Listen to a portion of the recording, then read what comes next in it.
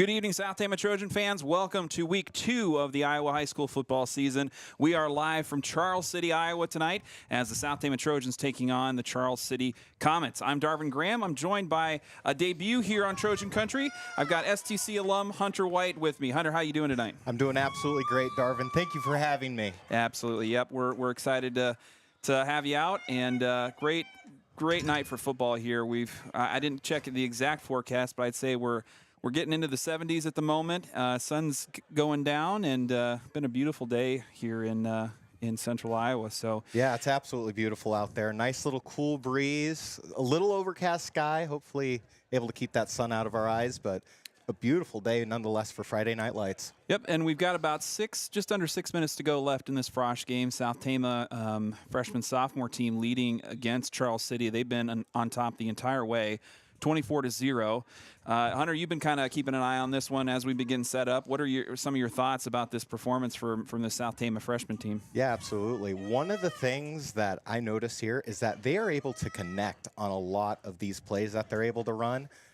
Definitely big shots downfield, and they're able to connect with those receivers just out in the slots, out everywhere. And also the great thing, too, is they got tons of guys up front trying to push past that that O-line there, but they've been able to keep that in the really dominating the line of scrimmage. Yeah, it's been a pretty dominant performance. We're seeing kind of a second string out there at the moment as they're kind of salting away the victory here in the fourth quarter. It was Emerson Bridgewater, the freshman at quarterback for much of this game, and we saw him a little bit late in the blowout loss on the varsity side last week against Roland Story.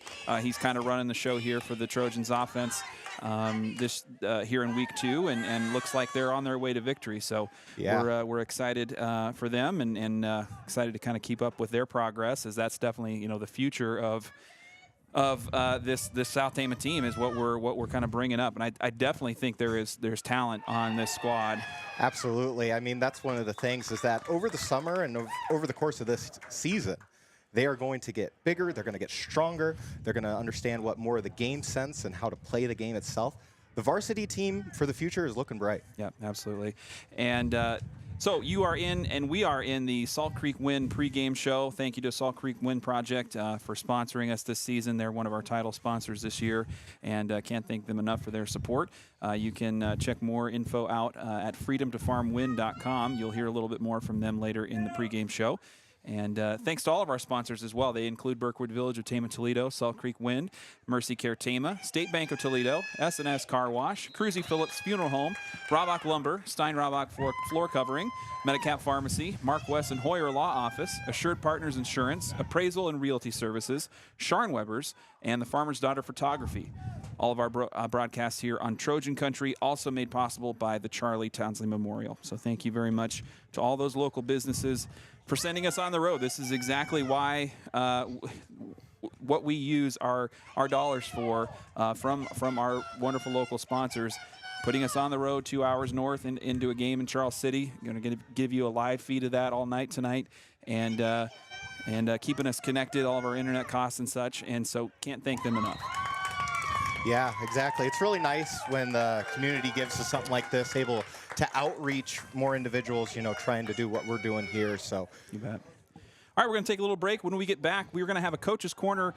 First look at the STC cross country team. A big season on the horizon for the STC boys, particularly as they were just seconds away from the state meet last year, and bringing back a lot of firepower. We're going to hear from all 3 coaches over on the boys cross country side after this. Don't go anywhere. You're listening and watching Trojan Country.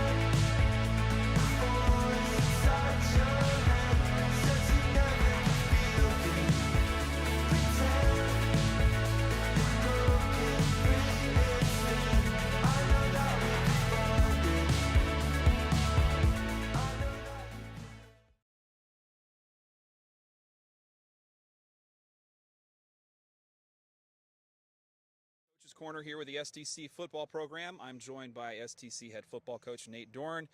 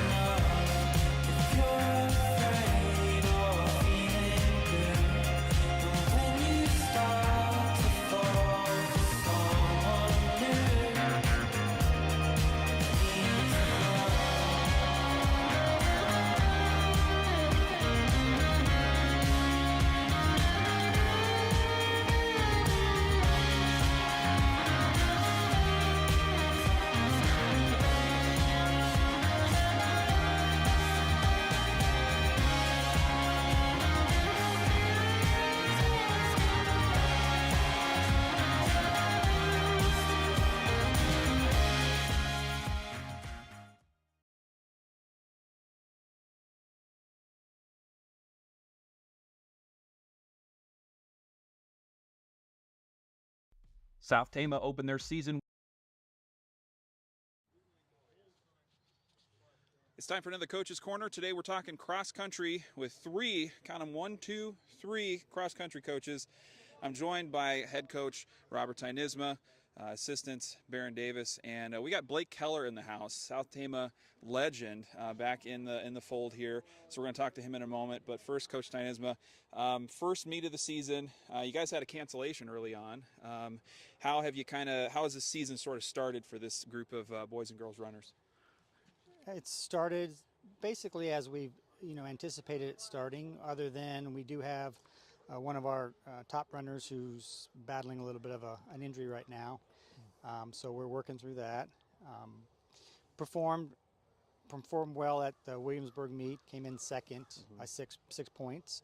Had a couple guys that, one guy, the heat and a few things kind of got to him, and he didn't finish as strong as we anticipated.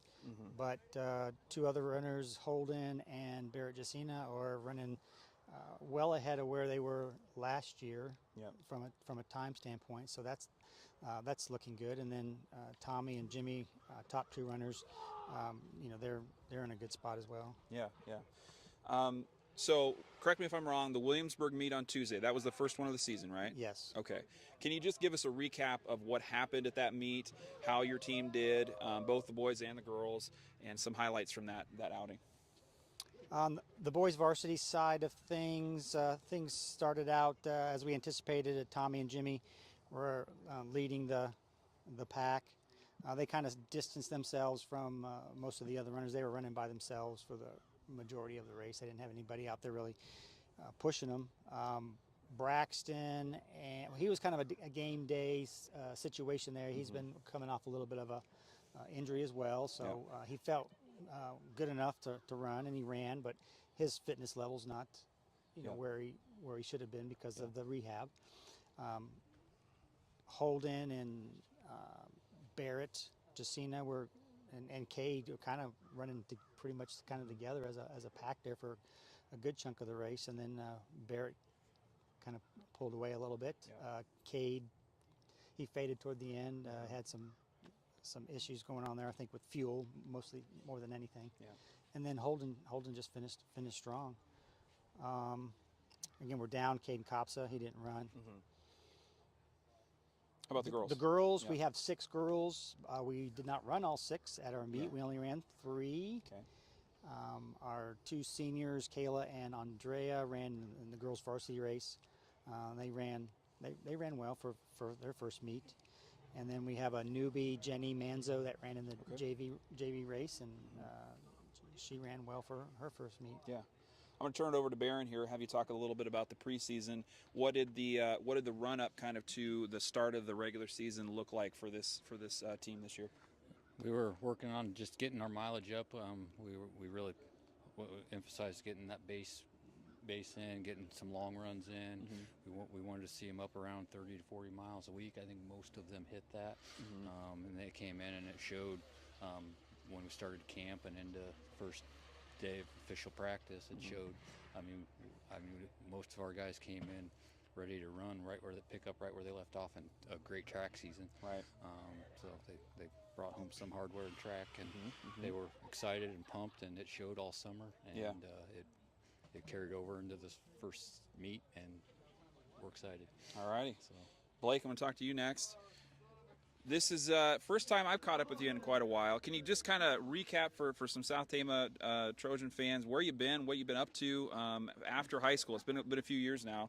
Kind of give us a little recap of your running career so far. Yeah, after high school, I went and did 2 years at North Iowa Area Community College. Ran there, made a couple national appearances, the JUCO level, and then I went on to run a Division III school, Noble Loris College. My senior year was cut short due to COVID. Moved back home. I was working at Pioneer for a little bit and coaching at GMG for a little bit. Since then, I've gone over to Iowa Premium, been working there. Didn't coach for a little year, and I got asked this summer to help coach at South Tama. Couldn't say no. What was that first coaching experience like for you after several years being coached and being the kind of runner in the equation? How was that experience at GMG like for you? It was interesting. I'd say I had an idea of what I wanted to do, but I realized you gotta kind of change things to mold it towards the other athletes and what works best for them. And I didn't really realize that at the time. What's your impression of this group now? Did you spend some of the summer preseason time with them too, or is this just kind of the first few weeks here? This is my first few weeks. I come here as work as I can with work scheduling and all that, but it's really refreshing to see what we've got going on here. My senior year, we had 6 boys out, and so to see this many boys out wanting to run is just really refreshing. It's great to see for the school. Where do you feel like what do you think the potential is of this group as a kind of newcomer, just getting the first look at them? They're very competitive. I would say that. I think we're expecting the win in the first meet, but I'd say moving forward they're going to use that, and they're definitely, I think, got some more meets to win coming up. So it's definitely exciting to be able to be a part of. Awesome. I'm going to turn it back over to Robert one last time here, and tell us a little bit about what you have coming up, what the schedule is, and how this team is sort of progressing, what the goals are for the next couple of meets.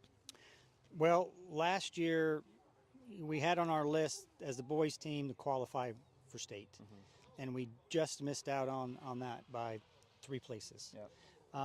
So that was very disappointing. The boys were disappointed, but they have used that as a springboard to this season, and they've definitely got their sights on qualifying. Yep. They put in the time this summer. We've got a great group of seniors that have worked hard since middle school. Yeah. And been around and done the things, and they know where the payoff is, and that's what they're looking for. Coming up, we have Grinnell on Tuesday, and they've kind of changed their time due to the weather. They're going to run that meet in the morning on Tuesday instead of the afternoon due to the heat. Following week, we have our home meet on Monday, and then what do we got? That Saturday is BCLUW. Okay. But our varsity guys aren't going to run at that meet. Okay. We're kind of holding that meet off because we're picking up a meet in Minnesota. We're going to run at GRIAC Okay. on the 22nd of September. So is that a Saturday then? Friday. Friday. Okay. All We're right. taking our varsity boys up there to run that. And how many teams does that attract? Is it mainly a Minnesota thing, or are there other area? There's like 3 different high school races. Okay. And the number of teams, I think, in each race can be about 30? Yeah. About 30 teams. Okay. And they'll attract them from that upper Midwest area, Minnesota, the Dakotas, Iowa, Illinois, Wisconsin. Yeah. I don't know as far as how far out. Barron could answer that one. He's been to that race before. Got it. But that we want to get some good competition before we get to districts. We follow up with we got a new meet scheduled in Newton this year that we haven't run before at Maytag Park. We have Wartburg again on Saturday. That'll be some good competition as well. And then we'll finish off the season at Montezuma. All right. Well, that's all I got for you guys. Thanks very much for the time, and we'll catch up again soon. Great. Thank you. That was STC cross country coaches Robert Tynisma, Barron Davis, and Blake Keller.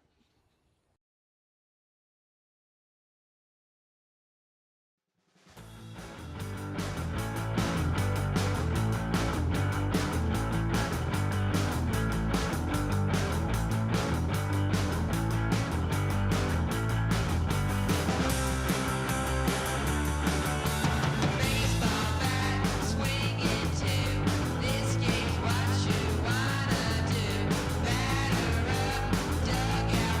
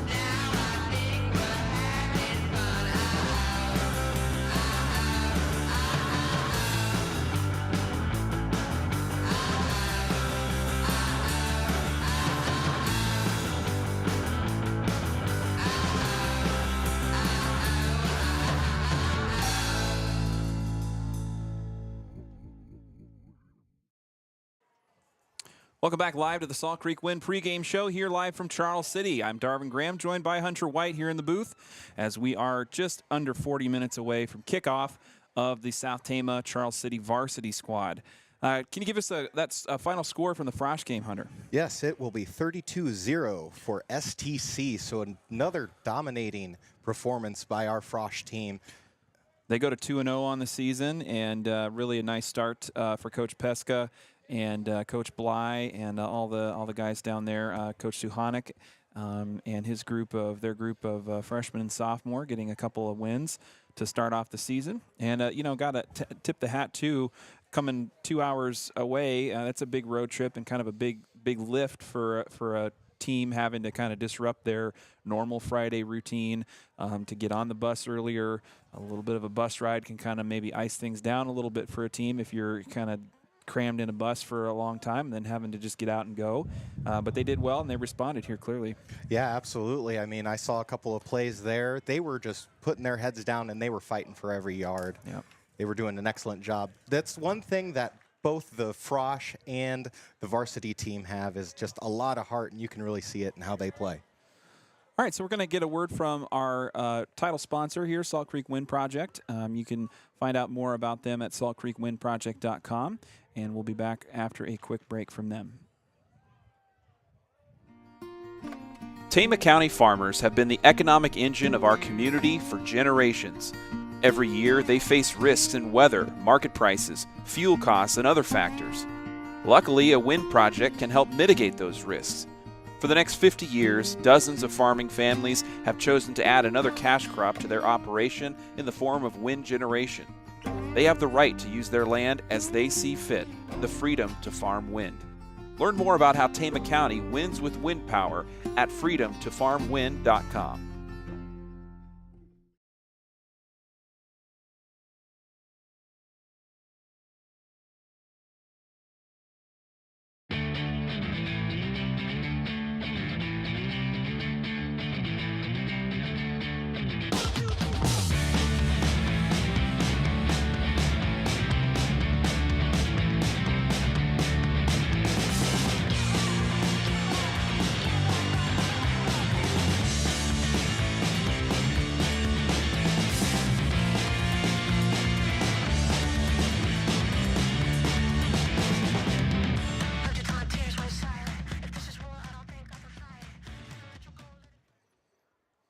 Welcome back live to the Salt Creek Wind pregame show.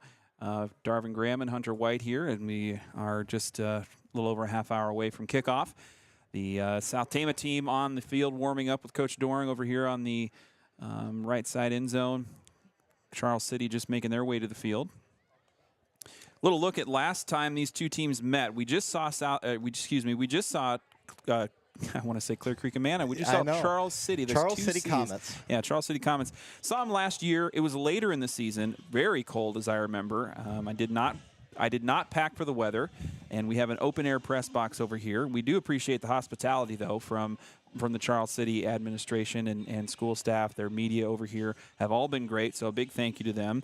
But last year it was a close game between these two teams. The final score there was Charles City 19, South Tama 6. I do recall that first half was very low scoring. I think they went into the first half. It was a 1-score margin, and there you go. Yeah, so it looks like South Tama had a 6-point lead at the half, and then Charles City. Yeah, go ahead and take it away, Hunter. Yeah, absolutely. So looking back at last year's game, the first quarter, no scoring. It was a very tough-fought battle out there, just really getting in the back line. There was a couple good sacks there. South Tama was able to go up 6-0 in the second, but after the half, third quarter is kind of where it kind of turned for the worse for South Tama, where Charles City went 13-0 on that drive there for all of third quarter.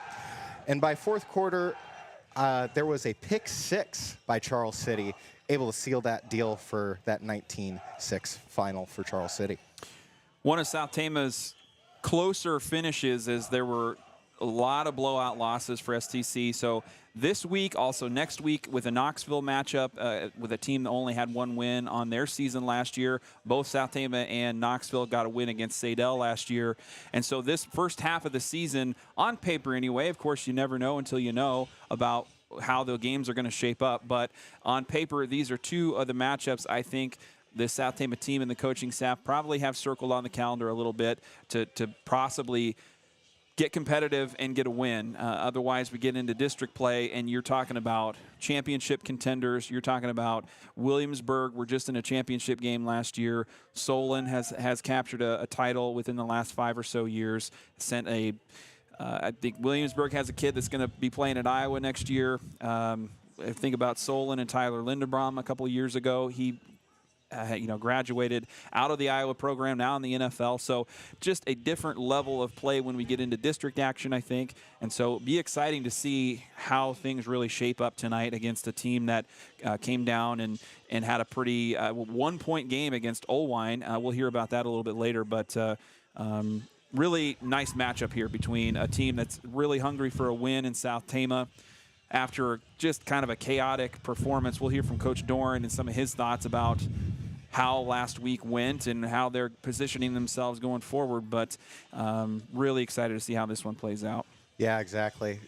If there's one to win before we start to get into district play, this would be the one. This would really get our guys the gusto that they need going into conference play. Exactly, and especially on the road too. You gotta like seeing the win on the road at somebody else's house. That just a little extra sweetness if you can make that happen, and a revenge game here too after the Comets got the better of South Tama last year. So we're gonna take a quick break. When we get back, we will have a scoreboard update and kind of a roundup of scores from last week and how the other schools, area teams, and district teams are where they're at this week and how those matchups are going to look. So we'll be back after a break.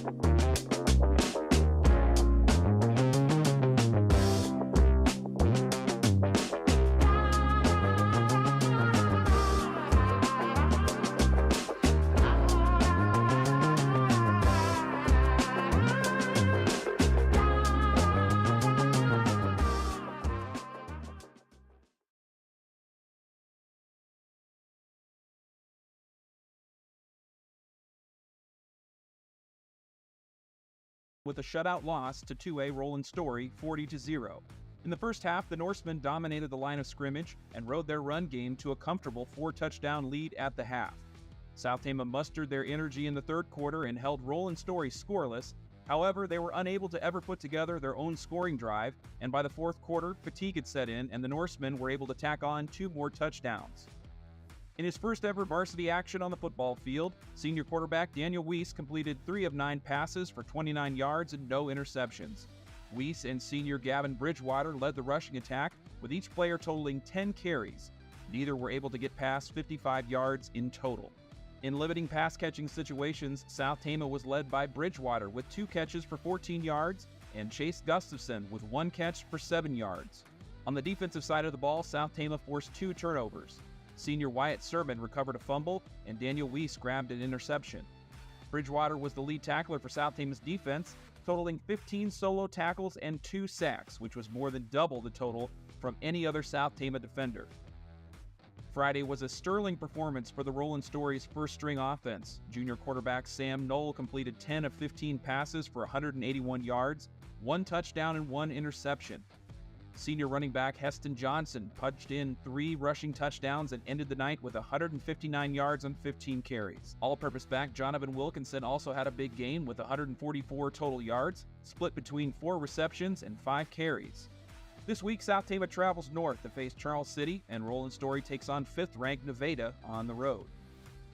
Charles City took down Olwine in Week 1 with a 26-14 victory. The two teams battled back and forth, but it was a second-quarter interception in goal-line territory that seemed to be the dagger that did in the Huskies. Olwine had just forced a 3-and-out and moved the ball into the Charles City red zone when senior Micah Hillhouse picked off a pass and returned it 89 yards for a touchdown. Turnovers continued to play a big role for Charles City's success into the second half when sophomore linebacker Deacon Caspers forced a fumble that would turn into a scoring drive for the Comets. Charles City was more active in the passing game than Olwine, with quarterback Jordan Foster completing 5 of 12 passes for 72 yards, 2 touchdowns, and no interceptions. Seniors Isaiah Rowe and Josiah Cunnings led the ground game for the Comets. Rowe totaled 101 yards and a touchdown coming off 13 carries. Cunnings, meanwhile, chipped in 54 yards on 9 carries. In the pass game, seniors Caden Kassemeyer, Keenan Wiley, Isaiah Rowe, and Gabe Rogstad all recorded interceptions for the Comets, with Kassemeyer and Wiley each finding the end zone. In area scores last week, top-ranked Gladbrook Rhinebeck broke a 4-game losing streak to Don Bosco Catholic, winning 34-21 in 8-player action. The Rebels took on Trappola in a rare Thursday night matchup this week in Gladbrook due to a shortage in officials. The GMG Wolverines also played on Thursday this week as they traveled to Janesville. Last Friday, GMG hosted Collins Maxwell but took a loss in Week 1, 60-28. The BGM Bears ran over Meskwaki Settlement 96-12, and Belle Plaine defeated HLV 60-6 last week. The BGM Bears head to Marion County tonight, where they will meet up with Twin Cedars, and Belle Plaine will host Melcher Dallas. In Class A, North Tama traveled to Hudson and were nearly shut out by the Pirates, losing 24-2. East Marshall earned a win in their home opener, defeating BCLUW 7-0. After getting the better of the STC Trojans at the Gator Bowl, the Union Knights opened their season with a loss to 10th-ranked Appleton Parkersburg 23-7 on the road. Tonight, the North Tama Redhawks travel to Nashua Plainfield. East Marshall hosts Sadell, and the Union Knights host top-ranked Mount Vernon in LaPorte City. The Knoxville Panthers, South Tama's Week 3 opponent, comes into 2023 having posted 3 straight one-win seasons. The Panthers got close to a win in Week 1, but gave up a 15-14 loss to Boone on the road. They will host Clark of Osceola tonight. The West Marshall Trojans, ranked 10th in Class 2A, suffered a blowout loss to 3A 5th-ranked Nevada 31-0, and will look to bounce back tonight on the road at South Hamilton. Perennial 3A powerhouse Independence started their season with a win, defeating North Fayette Valley 50-22 on the road. Meanwhile, the Sadell Eagles kept things competitive in their season opener, but ended up losing to Storm Lake 45-34. Indy hosts Crestwood tonight, while Sadell visits East Marshall. Taking a look at the Class 3A District 5 schedule from last week, all but 2 teams came away with Week 1 wins. Grinnell gutted out a 14-3 victory over Centerpoint Urbana. Fairfield topped Mount Pleasant 38-14. And Williamsburg dominated 9th-ranked West Branch 42-14. Over in Benton County, the Bobcats and the Vikings squared off for their rivalry game last week. Benton Community extended its win streak over Vinton-Schellsburg to 8 games with a 49-0 shutout win. Meanwhile, 7th-ranked Solon was upset by Davenport Assumption Catholic by a score of 34-7. This week, Grinnell will host 4A 2nd-ranked Bondurant Farrar, who just suffered a Week 1 loss to 10th-ranked North Polk last week. Benton will play host to Wamac Conference mate Marion. Fairfield will travel southeast to take on Fort Madison, and Solon will look to bounce back after a Week 1 upset with a home game against Clear Creek Amana. And Williamsburg will lace it up against Xavier Catholic in what is likely to be the game of the week around the state of Iowa. Both teams made appearances in championship games at the Unidome last fall. Both teams came into the season touting top 3 preseason rankings, and both teams earned double-digit victories against ranked opponents last Friday. The Raiders travel north to Cedar Rapids tonight, with kickoff scheduled for 7:30.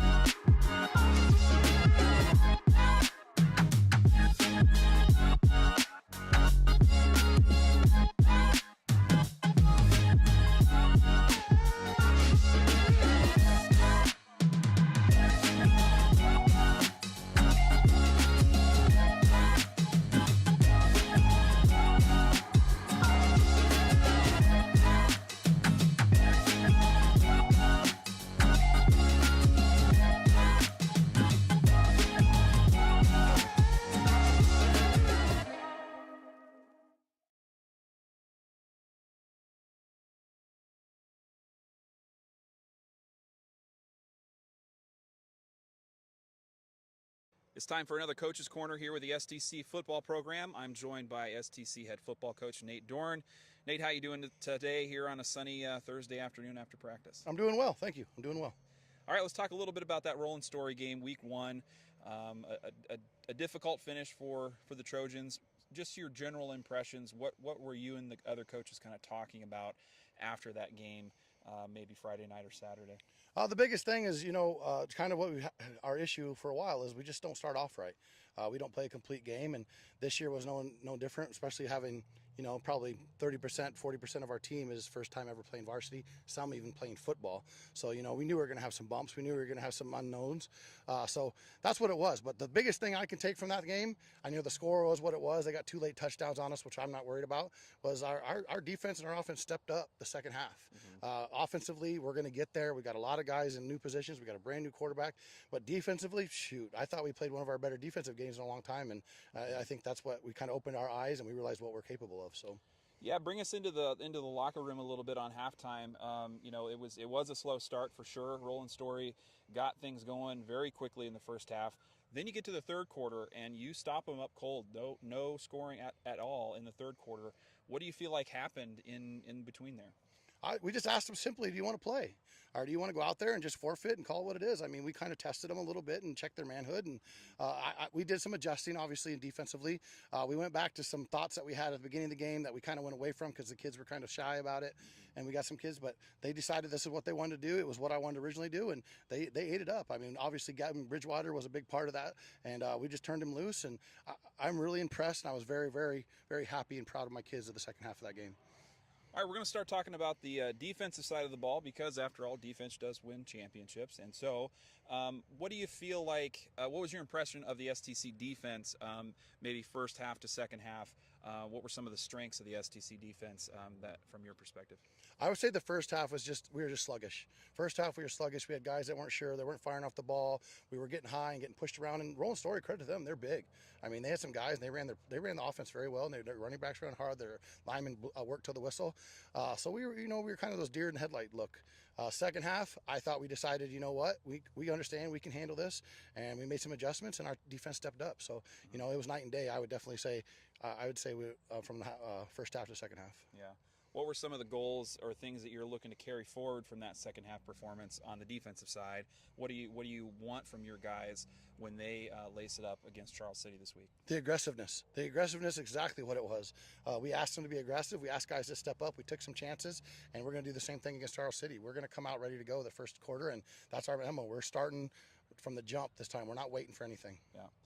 And then talking about your quarterback, Daniel Weiss, he comes in, his first varsity start. How do you feel like that went for him and his offense? It's not just him out there, of course. It's a whole line that has to work with him and those skill players as well. How do you feel like that unit kind of responded in their first game? I would say, there were some things that were expected. Guys got first time playing position, those jitters. But Daniel, I thought his composure was well.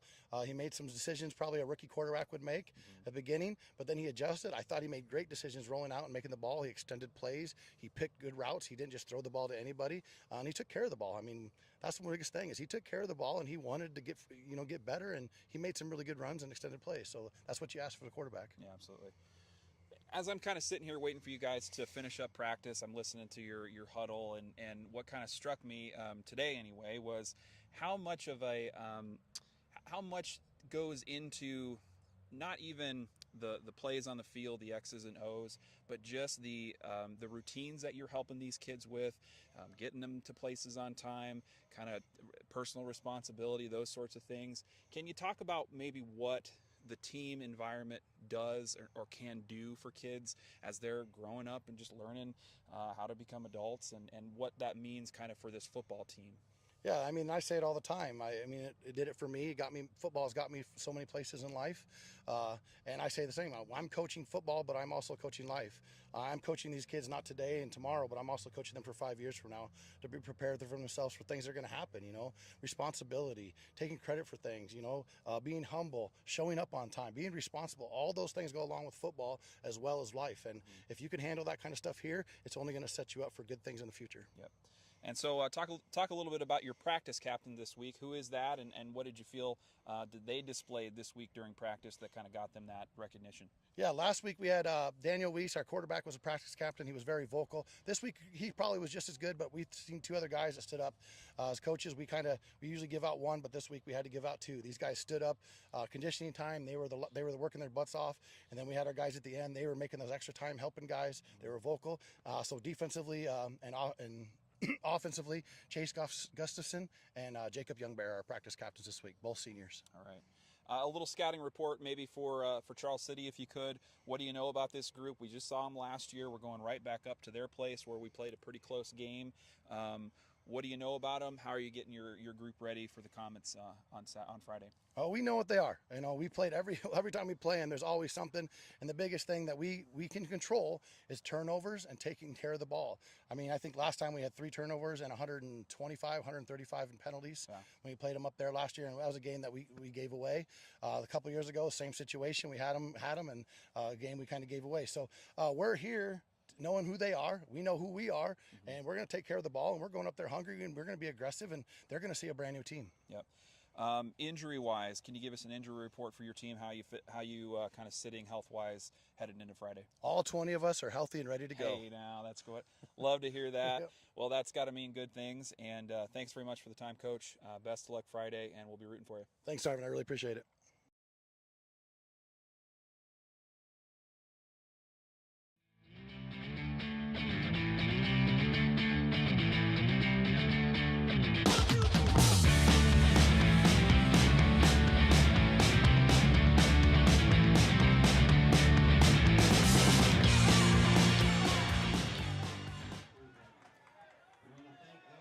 Welcome back to the Salt Creek Wind pregame show. We're live from Charles City High School.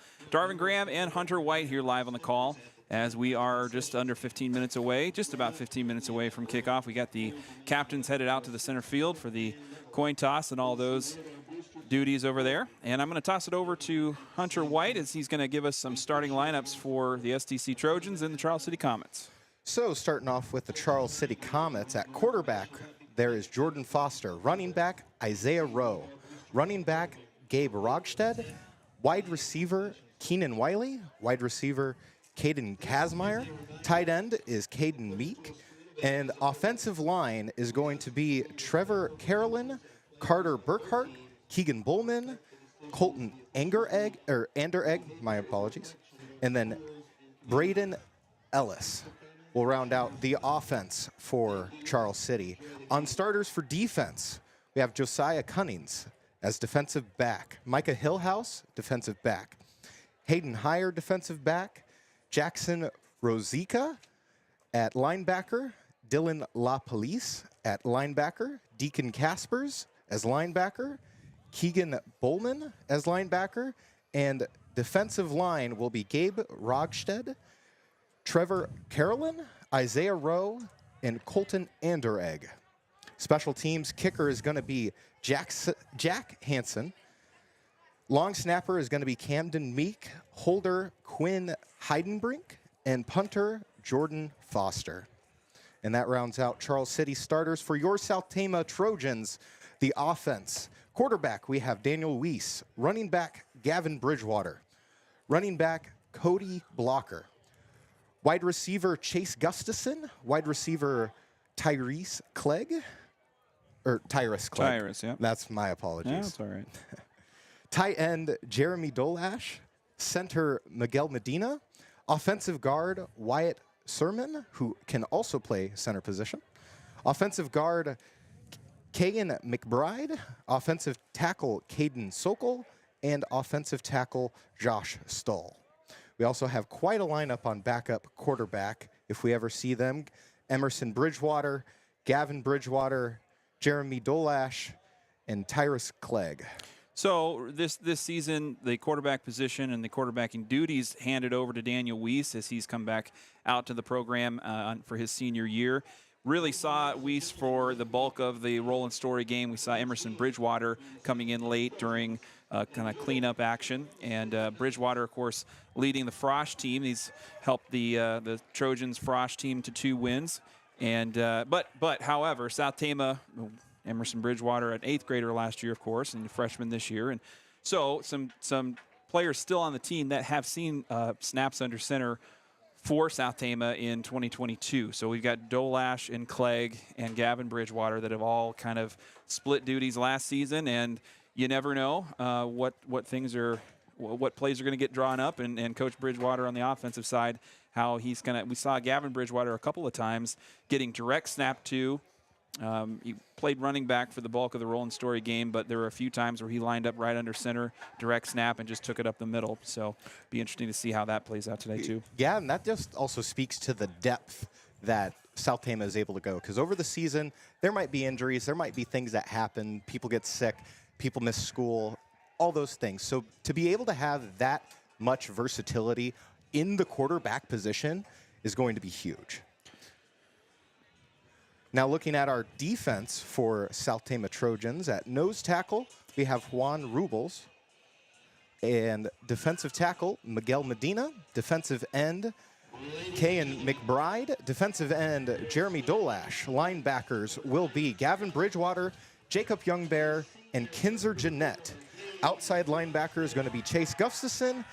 And your defensive backs are going to be Cody Blocker, Tyrus Clegg, and your safety will be Daniel Weiss.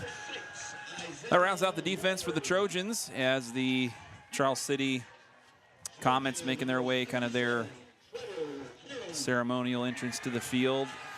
Yeah, got a nice little lineup with those marching band members. They get to run through a little tunnel. And just under 10 minutes away from kickoff here in Charles City. The sun making its way past the tree line. I think we're going to have a beautiful night for football once we get the sun out of our way. South Tama's captains kind of watching things over here on the far sideline. I'd like to say thank you to all of our sponsors who have brought you this coverage tonight and are supporting us this fall season.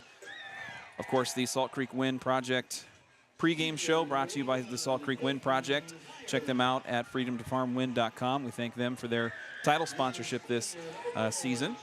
Also, our sponsors include Berkwood Village of Tama, Toledo, Mercy Care Tama, State Bank of Toledo, S&S Car Wash, Cruzy Phillips Funeral Home, Robach Lumber, Stein Robach Floor Coverings, Medicap Pharmacy, Mark West and Hoyer Law Office, Assured Partners Insurance, Appraisal and Realty Services, Sharn Webbers, the Farmer's Daughter Photography, and the Charlie Townsley Memorial.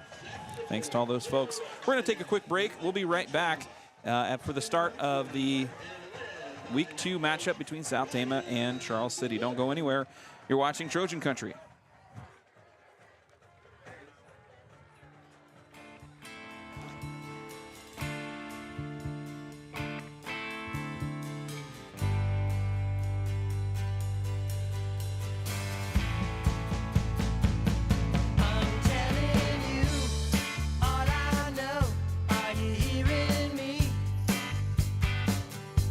It's coming through what I think uncontrollably.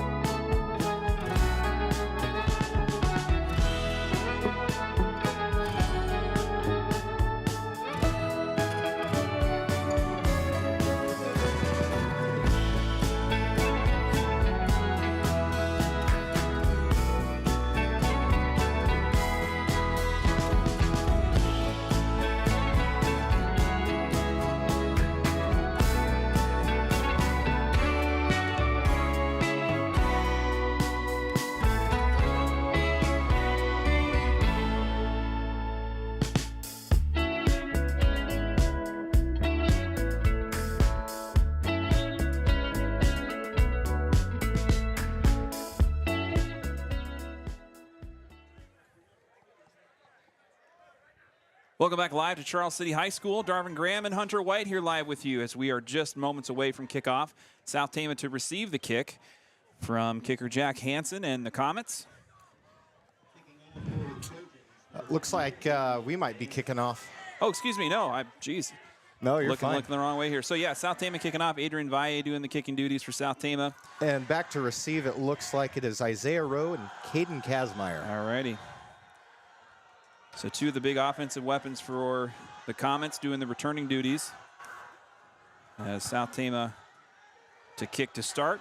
Like to see South Tama getting the ball back to start the second half. So that's the silver lining there.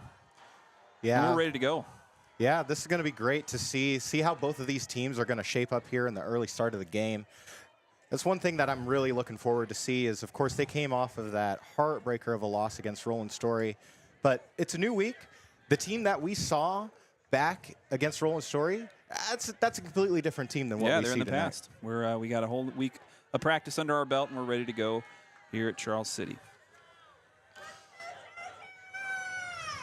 All right. All spread out. Out to kick. Valle to do the kicking. Had a nice job. Did a really nice job with the kicking duties last week. Trojans really didn't have much opportunity for PATs. With that, Isaiah Rowe will take that ball on the 5-yard line. And with a nice tackle. Get that feeling going in your blood. Look at that. Way to start off, South Tama. And so South Tama's kick unit pins down Charles City in their own territory, just in front of the 15-yard line. And they'll start 1st and 10. Here's Charles City.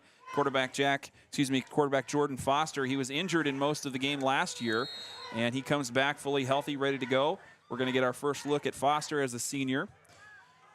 Yeah, that's one thing that I'm going to be looking forward to is that Jordan Foster-Isaiah Rowe connection. That was a big player in the win that they had against Olwine. Foster in the shotgun, straight up the middle. Met by the interior of the South Tama defense, but Charles City pushing him forward. Actually, that was Isaiah Rowe getting the quick snap. So Rowe taking the first snap, kind of in the shotgun, and that moves Charles City near 1st down, 2nd and short here. Yeah, exactly. They're at the, looks like the 24-yard line, and already it looks like Rowe's already in that back set ready to, looks like, take it again, but Jordan Foster under center. 2nd and 1 for the Comets. And Isaiah right out Rowe's to Rowe again. Yeah, he's going to try the opposite side. To the sideline. Pushed out of bounds. Short gain might be enough, though. Was going very much east and west on that carry, but he didn't have very far to go to get to that 1st down. We'll see if they mark it. Yeah, and there was a flag on the play, too, and looks like someone's down on the far side of the field, one of the Comets. So Charles City attending to a player on their end, and we pause things already.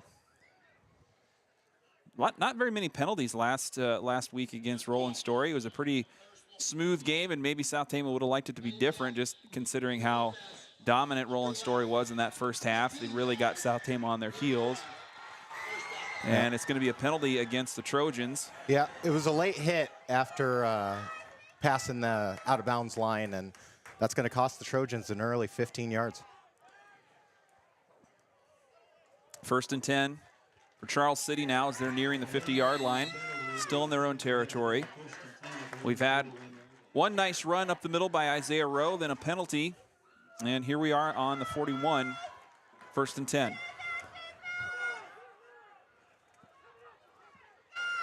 Jordan under center, he's going to throw it down, and that was completely broken up by, looks like, Tyrus Clegg on the coverage there. And Gavin Bridgewater, I think, getting deep a little bit for that one, too, from the linebacker position. Way to go toe-to-toe there for Clegg. Able to keep up with him and be able to break up that play. Already looks like they're going to set another, looks like they got one back. I think they're going to keep Rowe in that backfield over, but they're going to have a couple wings out, see what kind of routes they're going to run here. They might throw it out with the 2 on the near side. And they're going to pitch it off. On second down up or the run right it side. Short gain. And that was Josiah Cunnings on that run. Cunnings, one of the senior offensive weapons for Charles City this season.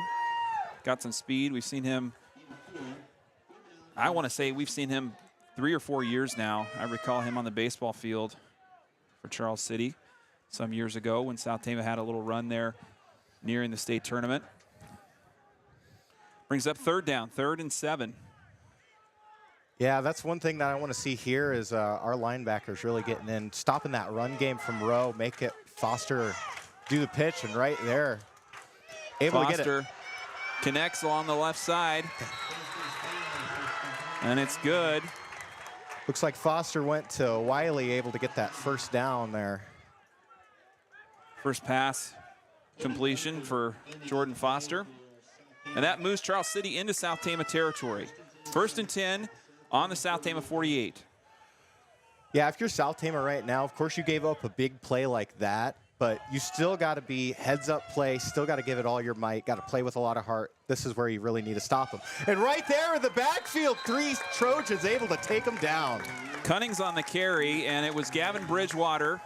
And at number 10, Kinzer Jeanette, the junior linebacker, getting in, sniffing out that run, and tackle for a loss there. Exactly. That's what we need to do here in order to have a successful game against Charles City. We need to penetrate that back line, go into the back, stop Isaiah Rowe from being able to run wherever he wants, because once they establish that run game, it's going to be over for South Tama. Rowe standing 6 foot, 205, big body there. And he's actually good size for a running back at a high school kind of level. a bruiser. Yep. Here's like second down for the Comets. Pass up the middle, incomplete. Intended receiver was Caden Kazmaier, and it goes to the ground, bringing up 3rd down. And that's another thing that I want to make point of is that if Charles City isn't handing it off to Rowe, they're going to go straight to Kazmaier on any route that they want to try and run. So they're going to try and move Kazmaier, try to mix up our South Tama Trojans, but we can't let that happen. 3rd and 3 with 9:12 on the clock. Big possession here for South Tama, as they would love to get some field position if they can force a 3 and out. Already after this one. Down to 10 seconds there on the clock. They'll get it off, though. Again, Foster's going to throw out onto the far side of the field, but already stuffed up there. Open field tackle. Nice effort there by Charles City's number 44, Gabe Rogstad. And Rogstad gets enough for a 1st down. No, excuse me. They were tackled for a loss there on that previous play, so that brings up 4th down. This is a big hold for South Tama. You know, going against that Roland Story matchup, you got to be feeling good if you're South Tama. Had a big stop here on 4th down. Of course, we had a penalty. Still able to make something positive out of this, and they're putting away. And the punt coming from Foster to receive. It's Bridgewater. Bridgewater gets contact, and I think there's a flag out. Yeah, did he do fair catch? Did he signal for fair catch? I didn't see the wave there, but the flag is on the ground, so I think they're going to call violation against contact on the punt receiver. Mm-hmm. We'll see what the call is here in a moment. Yeah. So the Comets go 3 and out near midfield, and that'll set up South Tama for their first possession on offense. Looks like we might be on, after the penalty, we might be on the 20-yard line. So a 15-yard penalty against Charles City, and that'll bring them all the way up to the 30-yard line. Really handing South Tama a gift here in this first quarter. All right, but now it's time for our stars to make shine on this Friday night here. So here's Daniel Weiss, senior quarterback in his 2nd game. Under center in the shotgun. We've got receivers, 1 on each side, 1 in the slot. Bridgewater in motion. Weiss, quarterback keeper, brought down near the line of scrimmage. Yeah, that's one thing that really needs to be touched on, is that just the ability that Weiss is able to run out of the pocket. Of course, that was a designed play, ISO right up the middle. But just the way, if he ever has to step back, you know, if Weiss can get space, he can make a play and make positive yards. Right. So already second down and still on the 30-yard line, looks like. Receivers to the far side. Pitch out to Blocker. Blocker trying to find the edge, and he just gets leveled by number 11. That's Micah Hillhouse, the senior. He had a big game last week against Olwine. 94-yard interception return for a touchdown. That was Hillhouse last week. And big play here against Blocker, who was trying to get around the corner on that run. That'll bring up third. Yeah, just third and 8. Something like that. You kind of need to know when you need to start cutting up field, because once those linebackers get a sniff that you're going to try and go either east to west with those, they're going to be sniffing out for that ball. So you need to learn how to cut it up just a little bit. Third and long for the Trojans. 2 receivers off to the far side. Weiss scrambling, dumps it off, looking for Bridgewater, but it hits the turf. Incomplete. I mean, at least smart enough for Weiss to know that he had a rusher on that blind side even. Yeah. So that's a good game sense for Weiss. Yeah, and I really thought he did a nice job managing all of that last week. He had no interceptions. And again, a nice heads-up play by Weiss, keeping the possession, minimizing the damage, and the punt unit will come out. And so a little jitters maybe on both sides as both sides go 3 and out on their first trip on offense. Midway into the first quarter, we're still scoreless. So deep for Charles City's going to be City. Kazmaier. Kazmaier, number 1, will receive it at the 40. And he'll fair catch it.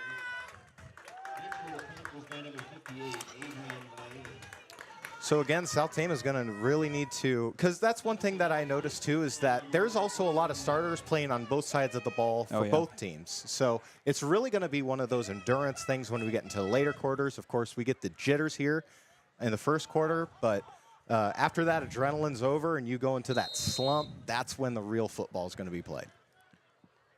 Second possession for the Comets. Foster, Rowe, and company starting on the 41-yard line in their own territory. Rowe in the backfield there for Charles City. He's going to get the handoff. Beats one tackle on a stiff arm, but gets brought down by a host of Trojans for a loss. Yeah. Looks like Anthony Thompson was in there. Was able to see him. He was able to run up all the way from the safety position, get Rowe. So that's one thing that they're really going to try and stop is the corner rushing from end to end on the side of Charles City. And it looks like we got another Comet down. It's Charles City, two players slow to get up here in the first half. We saw a lot of that from South Tama last week in that scorcher of a Friday night we had in Tama. Really humid. We just got past the 100-degree crazy heat wave, and it was still nearing 90 degrees last week with plenty of humidity. And South Tama's players on both sides, a lot of cramping, a lot of timeouts to kind of deal with some fatigue and probably the nerves of week 1 too. So Charles City dealing with that a little bit here. Yeah, I genuinely want to know is if the pickle juice actually works. According to George Cuter, yeah? It does. So we'll take his word for it. All right. 6:32 on the clock as the injured player looks to be all right, making his way to the sideline. And yeah, it looks like that would have been Blake Walterman. Alrighty. Was down. Second and long for Charles City.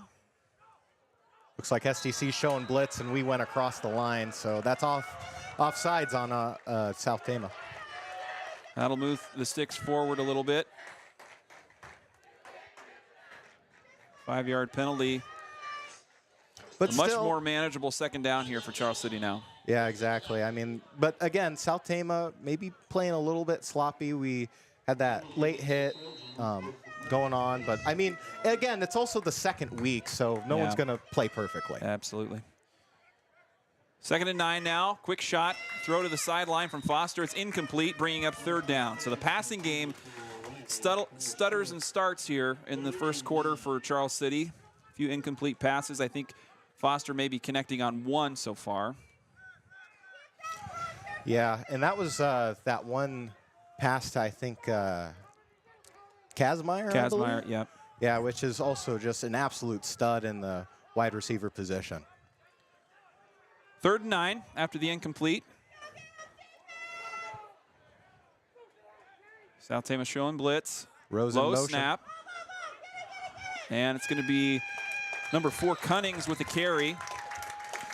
And again, And South Tama's just right there at the line of scrimmage, able to take down any kind of run from any direction. You can really tell that they were trying to practice and stop that run. So that'll bring up another punt here for Charles City. Deep for the Trojans is Gavin Bridgewater to receive.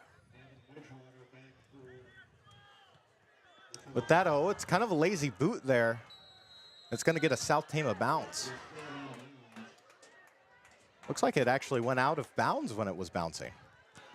So that's even more positive yards for South Tama there to start off on our second drive. The Trojans to start near the 50-yard line on this next drive. Of course, our student section really getting into it. Of course, I see him in the Stars and Stripes today, and I see Abraham Lincoln. Last week was the Hawaiian theme, I believe. And this week, Stars and Stripes. You got our cheerleader squad. Really nice turnout from the South Tama cheerleaders this season with their participation being up. Exactly. So now it's time for us to hopefully maybe get a run going with 5:39 left to play in this first quarter.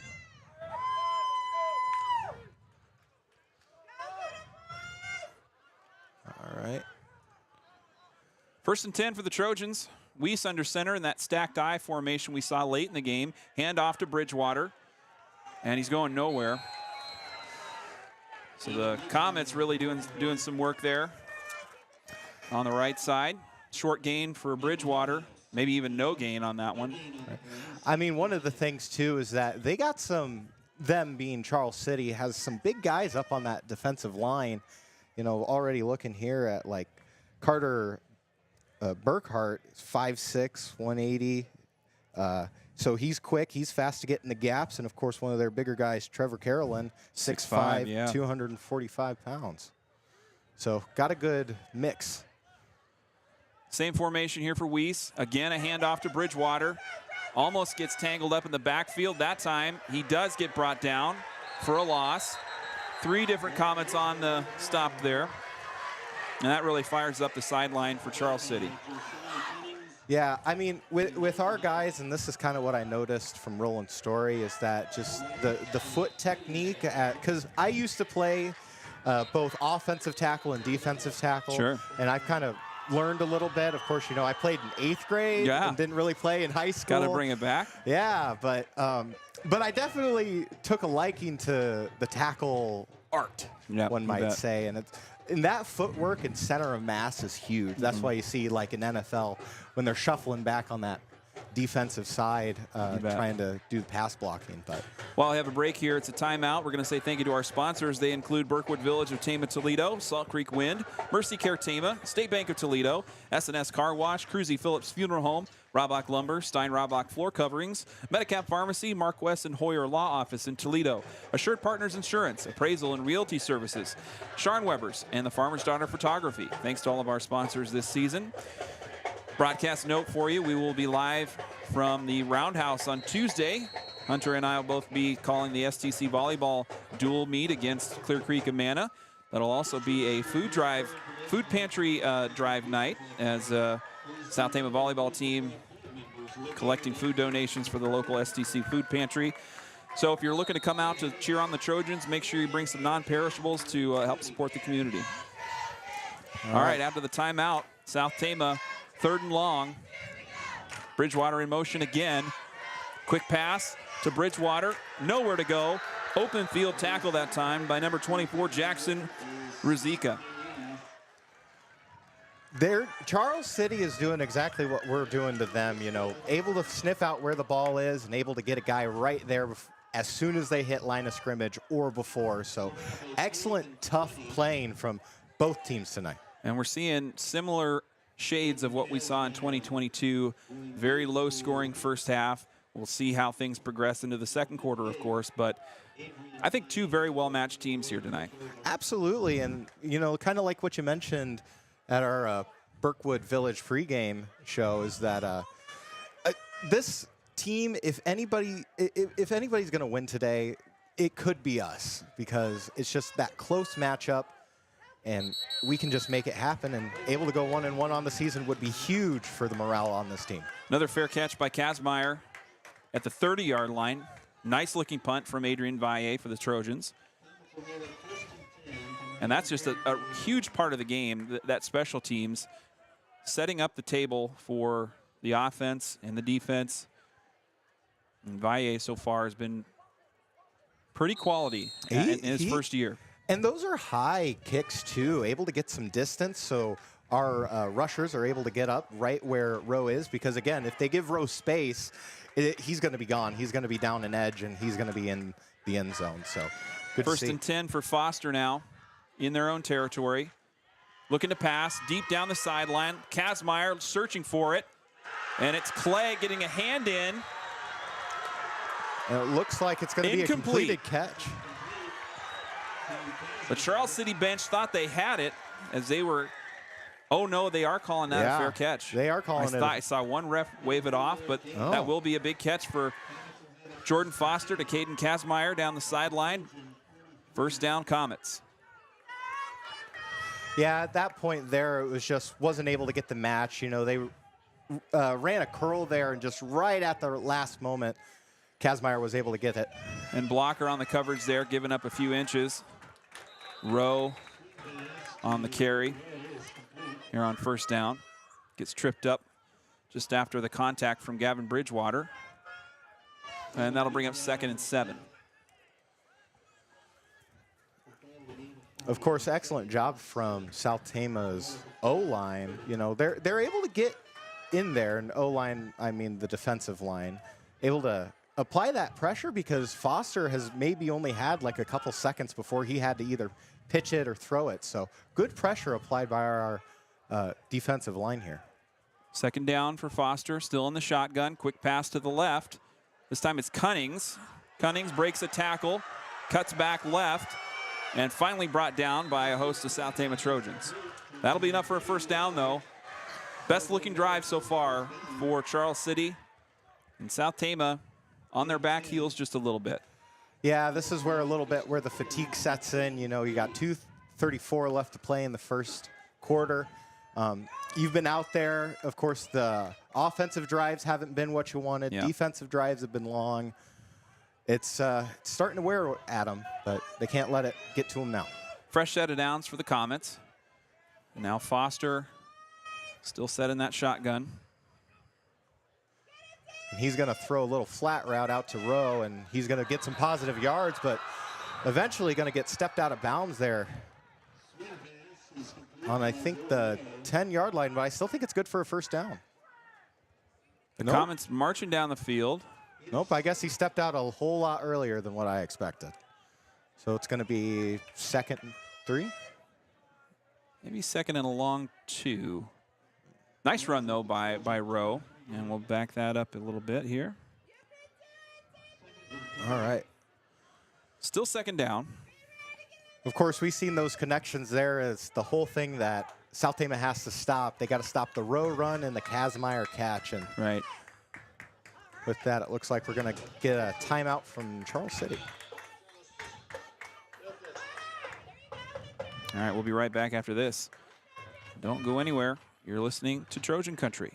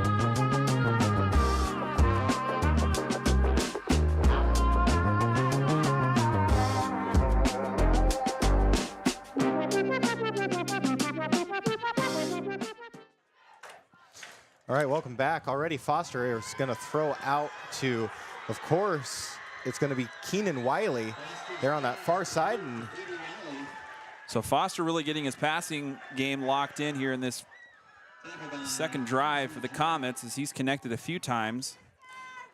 And that pushes the Comets into red zone territory. South Tama really has to rough up here on defense here. I know they're getting tired. They look a little sluggish there because it's just been such a long defensive drive for them. But if any time to get it going now, it's right here, right in the red zone. Already Foster in the shotgun. He's going to throw it out to a wide open receiver, and he's going to make that catch. Looks like Wiley again. Wiley going up high for that one, really elevating, and that's the first score of this game.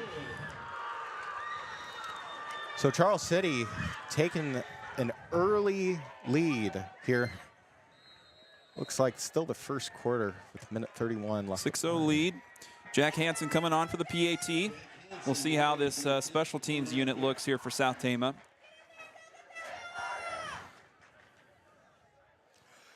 Hansen's kick sails through, and it's good. Charles City leading 7-0 with a minute and a half to go in the first quarter. Strong showing there by the Comets. Yeah, it's just one of those things where it's a long defensive drive. You get a little tired. Of course, you see that just the playbook that Charles City's is able to run. You know, they got a couple cut-ups the middle. They got row out onto either side. And, of course, you always have Wiley and Kazmaier. Kazmaier. Yeah, all kinds of weapons for this Charles City team. Yeah.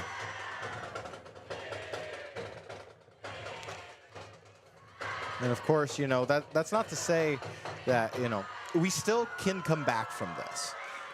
We're going to get this ball back with minute 31. There's still plenty of time. One thing I should point out, so South Tama, we do have a live feed of the scoreboard, but we did have some issues with the scoreboard. I think they have some sort of app or digital system that they're working with, and they had some issues during the Frosh game, and that whole first half of the Frosh game, that scoreboard was not working for whatever reason. They did get it back up live for the second half, and so that's what's going on with the scoreboard. So we're going to take that down until that kind of gets working again. It looks like we got Bridgewater back deep to receive this kick. So the score 7-0, if you're wondering. South Tama trailing Charles City. The Comets just went down and scored off of a really methodical march down the field. 12 yards at a pop. Yeah, I mean, just that connection that Foster has with his receivers is something special. And, of course, they're going to use that throughout the entire season. So something that South Tama needs to try and button up there on defense as the boot kind of gets lazily, kind of like a squib at maybe only, 20 yards. So some favorable field position here after the botched kick by Hansen. And that'll set up South Tama in their own territory for their next drive. A minute and a half to go. 7-0 the score as we're having some scoreboard issues here locally at Charles City. So we'll bring that scoreboard feedback as soon as we have it kind of fixed, or they get it fixed. So hard to tell when that will happen, but we'll keep you updated here on the audio. So 7-0, Charles City leading. South Tama to start their next drive on the 36-yard line.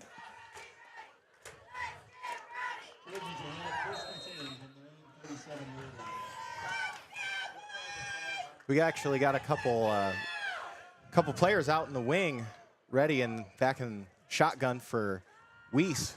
And he's going to run out. Nice Weiss block. getting pressure. Connects with Bridgewater. Short gain there on the pass.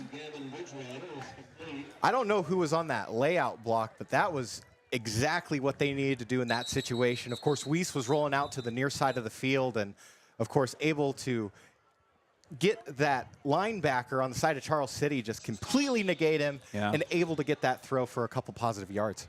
Another Charles City Comet player down on the field getting stretched out or attended to, so we got another little pause in the action. The score, if you're just tuning in, South Tama trailing 7-0 after a touchdown catch by Keenan Wiley, the senior wideout for Charles City. About a 10-yard reception there on the corner of the end zone.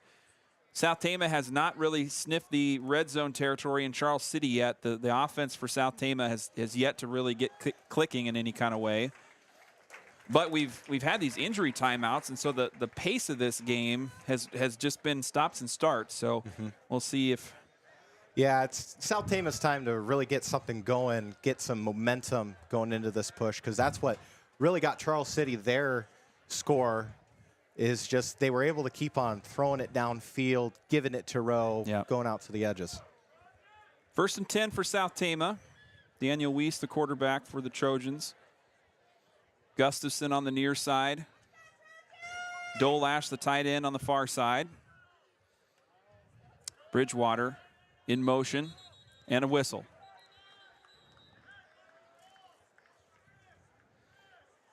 And it looks like another maybe false start on South Tama. A couple of those. Yeah. 5-yard penalty there moves South Tama back. Again, maybe that just might be a little fatigue thing, a little nerve thing. You know, you're down 7-0. You're really hungry for this one. Just maybe a little miscommunication there, because I know Bridgewater was set in motion, and maybe something just didn't wasn't happen clicking. right. And Bridgewater again in motion. Handoff this time to Blocker. Stopped right at the line of scrimmage. The front line of South Tama has not had any push so far in this first half. As we are under a minute to go, we're going to flip the field here in a few moments as we go into the second quarter break. Yep, time winding down. I mean, that's just another thing is like, they got some big guys there on the line of Charles City. Definitely tons of linebackers that they can shoot those gaps. So it's just going to be one of those things that South Tama is just going to have to compensate for as they play out through this game. Trojans, time for one more possession here. They rush up to the line of scrimmage. 3rd and long now. Weiss, pitch out to Blocker. Blocker finds a corner. Stuffed out of bounds, and that'll do it for the first quarter. So after one quarter of play, Charles City leading 7-0 against South Tama. We'll be right back after a break.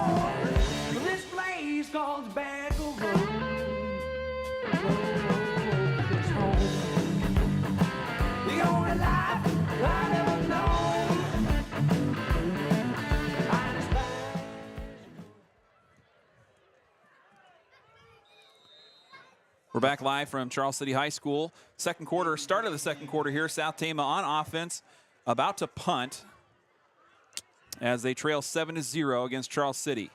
Valle almost got it blocked. Uh-oh, looks like he either called for a fair catch or something got mixed up there with the receiver, and the ball either bounced to the side or something. That was a strange interaction there. As flag is out near the catch. But still a flag on the play. Just what a strange set of circumstances to come out of there starting the first quarter, or second quarter, my bad. And so it's a penalty against South Tama. Not sure couldn't catch what the exact penalty was, but it will go against the Trojans. And so that will give Charles City some extra yards to set them up near the half field line here. You know, Officials kind of conferring with each other to figure out how many, well, I don't know what they're trying to figure out, but they're trying to figure out something, and we haven't gotten play started yet. Well, so. see, I wonder what one of the things might have been is I don't know if the Comet either called fair catch and we just ran up on them and, you know, the ball maybe hit one of our players, or we just got in the space, or we touched the receiver. That's going to be a 15-yard penalty against South Tama. Very costly. Yeah, that might be a personal foul, so might be getting a little chippy down there. So now 1st and 10 for the Comets on the South Tama 42. Score 7-0. We've got some scoreboard malfunctions going on here at Charles City, so we don't have a live scoreboard. 7-0, Charles City leading. As the Comets, after their last touchdown drive, back on offense now. And they start in Trojans territory. Big run up the middle. I think that was a quarterback keep there. Foster the run and a first down. Again, that's just one of our things. Like, you can already see hands on knees, kind of getting tired there on the defensive side. And it's just hard to say what kind of changed. The first 2 possessions, South Tama's defense was very stout against what Charles City was throwing at them. And we have not seen that. It's really kind of folded in these last few possessions. Right, it looks like they got trips on the near side. A bobbled. Snap, Foster gets brought down near the line of scrimmage. Excellent job. Hopefully this gets South Tama gets something going here for him. Able to get a tackle. Jeremy Dolash in on that tackle, and a couple other, Marty Garcia, Juan Robles getting in some action there.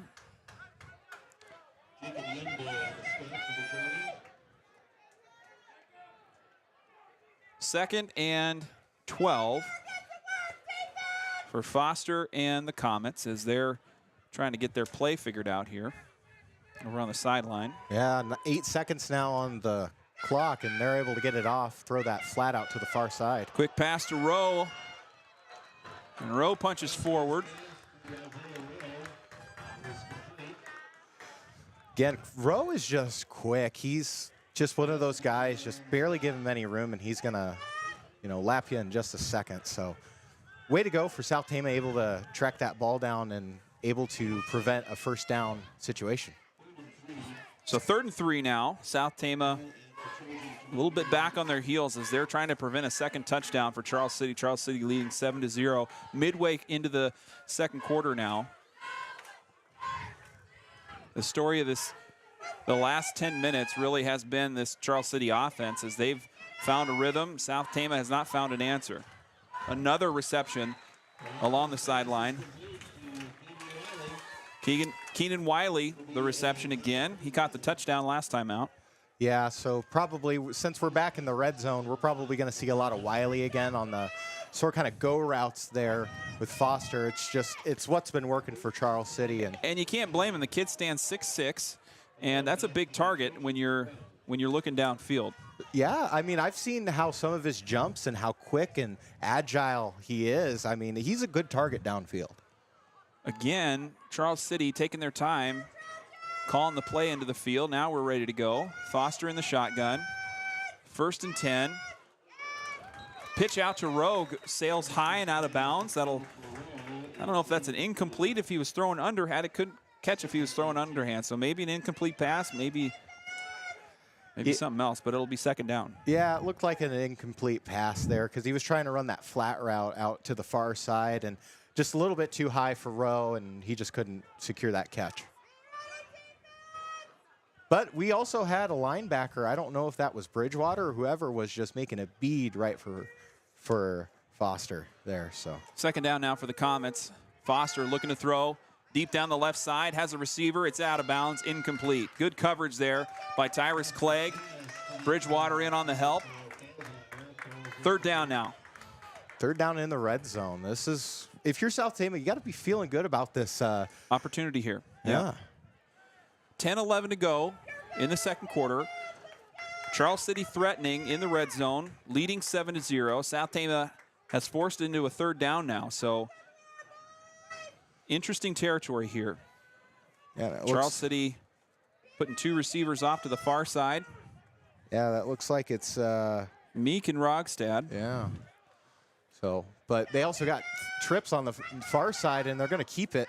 Foster not able to go anywhere. Nowhere to go. They show pass, they go run, and South Tama forces a 4th down. So now, hard to tell. I don't believe there were any field goal opportunities for Hanson last week against Olwine, so I'm not sure. And Hanson is going to attempt the field goal here.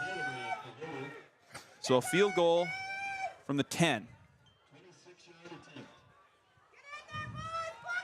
Ooh, that Hanson's was a close field goal one. is good. So 10-0 now after the field goal. Trojans do a nice job kind of stopping up the touchdown from happening. They force the field goal, but 2-possession lead for Charles City here. Yeah, I mean, if you got to be feeling good. You were able to prevent a touchdown, especially right there in the red zone. That's nothing to lack off. That was a really good play on the defensive end for our South Tama Trojans.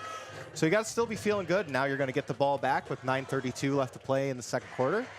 Got to be feeling good about this. And that challenge is you've had things not go your way here 3 or 4 times in a row. And how do you switch that mentality to change gears and just make a change? Because whatever has happened this last 15 minutes or so has not been working for South Tama. They've got to find something different here. Still a 2-possession game. This is the time when the game is still at hand here. We're not 30-0 here. Right. And we'll see if they can find that. No, absolutely. Just one of the things is that they just got to get something running on offense, but it's really difficult, again, like with that defensive line and linebackers that Charles City has, just a nice mix of guys, and unfortunately we can't get anything going. But you know what?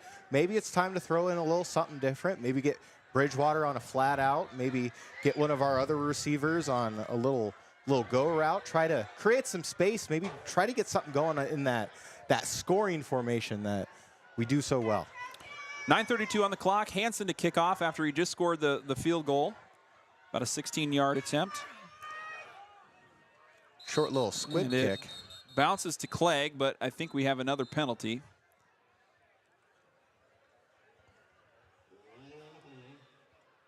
So we've had a penalty on a punt, penalty on 2 punts, and now a penalty on a kickoff. Unclear yet. Oh, looks like they're going to re-kick it, though. So I don't know if it was just like an offsides or not everybody was set on the side of Charles City. But, maybe they might not be setting up. But well, the Trojans still in the receiving formation, so I think we are going to re-kick. All right. The flag against the Comets will force the re-kick. All right. Move them back to the 30. The official still talking with the Charles City kicker over there. All right. Probably one of those things where just not everybody was set in Charles City. But we got Clegg and Bridgewater back to receive this kick. Hopefully get some good position off of this. Hanson to kick. 9:32 on the clock. Second quarter. And we're away. With that, Clegg will take the kick, and he's going to start running. Right up the Bridgewater, middle. lead blocker, and Clegg makes it up to the 35-yard line. So really good position now. You know, you're on the 35-yard line, even though you're on your own side. But this has been one of the better positions that they've had all game. 9:25 for Daniel Weiss and the Trojans. South Tama's got a player down on the field. I don't know. I think that might be Clegg. So the first half really plagued by injury timeouts. And Tyrus Clegg getting looked at over there by the Charles City trainer. Yeah, when he was kind of cutting back up to the far side of the field, he took a big solid hit, but he's back on his feet. So we'll hope he maybe just got the wind knocked out of him there, but hope he's all right. He'll make his way to the sideline. South Tama will have 1st and 10 near the 35. like to say thank you to our sponsors. They include Berkwood Village of Tama, Toledo, Salt Creek Wind, Mercy Care Tama, State Bank of Toledo, S&S Car Wash, Cruzy Phillips Funeral Home, Robach Lumber, Stein Robach Floor Coverings, Medicap Pharmacy, Mark West and Hoyer Law Office, Assured Partners Insurance, Appraisal and Realty Services, Iowa Premium, and Scharnwebers. Thanks to all those folks for their support. All right. So after the injury timeout, South Tama will now start their next possession on the 35. Clegg getting some water on the sideline there. Yeah, give him a play or two, and hopefully he can work out whatever happened. Just probably the wind, but direct handoff there to Bridgewater, and he is just covered up. Bridgewater has had nowhere to go, not even often getting to the line of scrimmage, and that just indicates some trouble on the line, not creating the hole there. Right. Despite the athleticism, it's really not been able to work so far. Exactly. But one of the things is like that defensive line that Charles City has, just they're a little bigger than our guys. They're a little more agile, and we just can't really get anything going on that run game there. Maybe we might need to hand it off to someone else. I know we had blockers had some trouble today too, so we'll see what we got here on second down. Second and long. Pitch out to Bridgewater. He cuts inside. Nice burst there, but it's only going to be good for maybe 4 yards, and he gets driven back after the initial contact. That'll set up third down. Still 3rd and 11. But, I mean, that was a really good heads-up play right there, knowing when to pitch out and when to cut up. So that's one thing that was a big improvement from the Roll and Story game. Yeah, we'll see what we got here on third down. 3rd and long. An unenviable position here for South Tama with the third down deep in their own territory, down 2 possessions. We're at 10-0 the score here with 8:05 in the second quarter. Still having scoreboard issues here in Charles City. So maybe, hopefully, we get that fixed at halftime. With this, looks like we got Weiss in the shotgun. Weiss looking to throw, rolling right, has a block from Bridgewater, nowhere to go. Tosses it down the sideline, and interception. And a flag.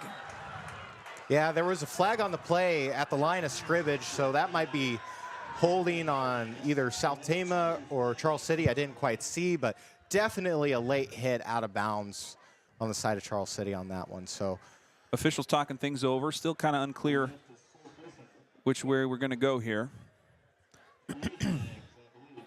3 different flags we're hearing from the PA coming out on this one. Got to say, I'm going to back this out. We've got a gorgeous sunset here at Charles City.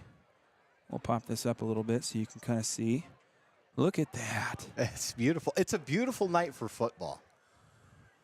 And it's hard to make out on the video, but Charles City, the way that they have their kind of light poles constructed, some nice LED stadium lights, but they have a orange-colored accent light that kind of shines up the light pole. It really kind of sets off the stadium. And beautiful night here in Charles City. Still waiting for this penalty situation to get determined, as I think. All right. So blindside block from Charles City.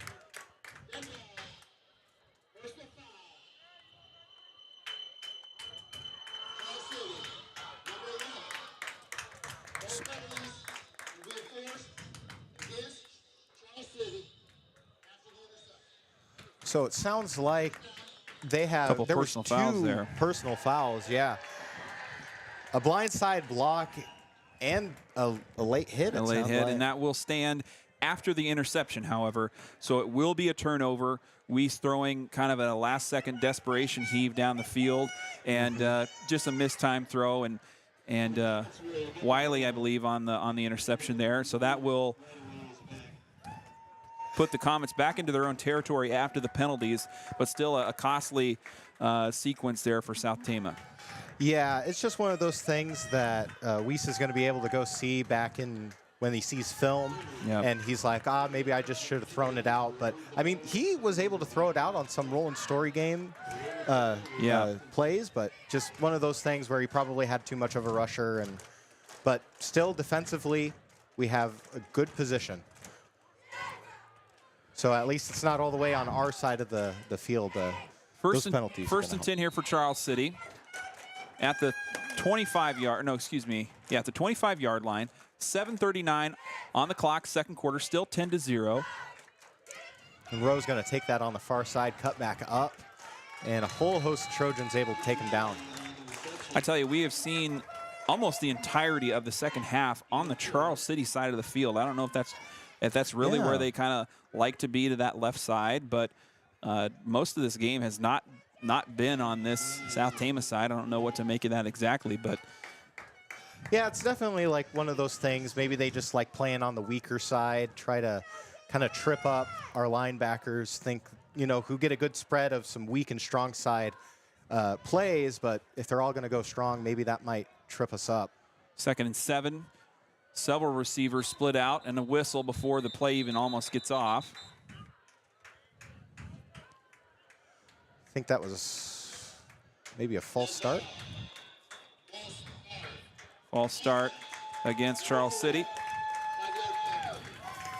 So 5-yard penalty assessed on top of 30 yards already from that interception. 6:54 on the clock here, second quarter. South Tama trailing 10-0. They will get the ball in the second half. Trojans did kick off to start the game. Yeah, so this is a big stop here if South Tama can, you know, continue to apply this pressure and continue to make Charles City, you know, kind of run those offenses and get off their beat.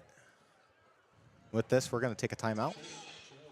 And a timeout on the field. Make sure to stay tuned during our halftime show, the Berkwood Village halftime show.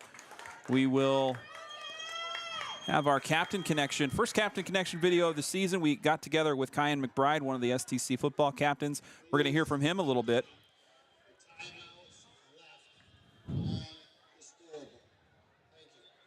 Let's see here. The officials talking to the PA booth about the scoreboard. But anyway, yeah, so at halftime here, we will hear from Kyan McBride, and so stick around for that. Yeah, this is a huge defensive stand right now for South Tama if they can able to execute here, you know, with 2 and 11. Already had Charles City push back with, I think, a total of 35 penalty yards. Huge play, of course. Unfortunate that we gave up the interception, but still good defensive positioning right here. Just about a dozen cheerleaders out on the field here, cheering on the Trojans student section as we are ready to go here. Foster's going to pitch out back to Rowe. Zabel going to be taken down. Cunnings on the incomplete pass. McBride on the tackle. Second down now. No, third down, excuse me. Yep. So 3rd and 9. This is very manageable for South Tama to get a stop with 6:30 left to play in the half. Again, just these guys are just putting all their heart and soul into defense. Of course, still haven't been able to get anything going on offense, but defense has been staying strong except for a handful of plays. Rowe catches the pass near the line of scrimmage, breaks 2 tackles, finally gets, almost slipped away from number 10 there. Jeanette getting a wrap around the ankles. A nice gain there by Isaiah Rowe. It will not be enough for a first down, however. That'll bring up 4th and 3.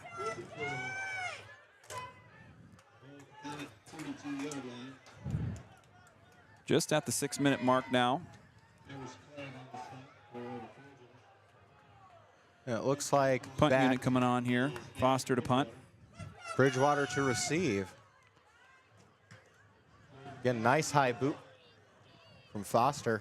Fair catch for Bridgewater at about the 31-yard line. Trojans back into their own territory for another offensive possession.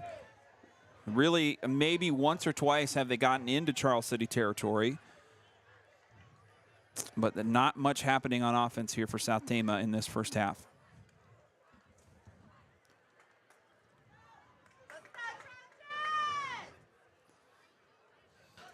Yeah, so hopefully we can get something offensively going.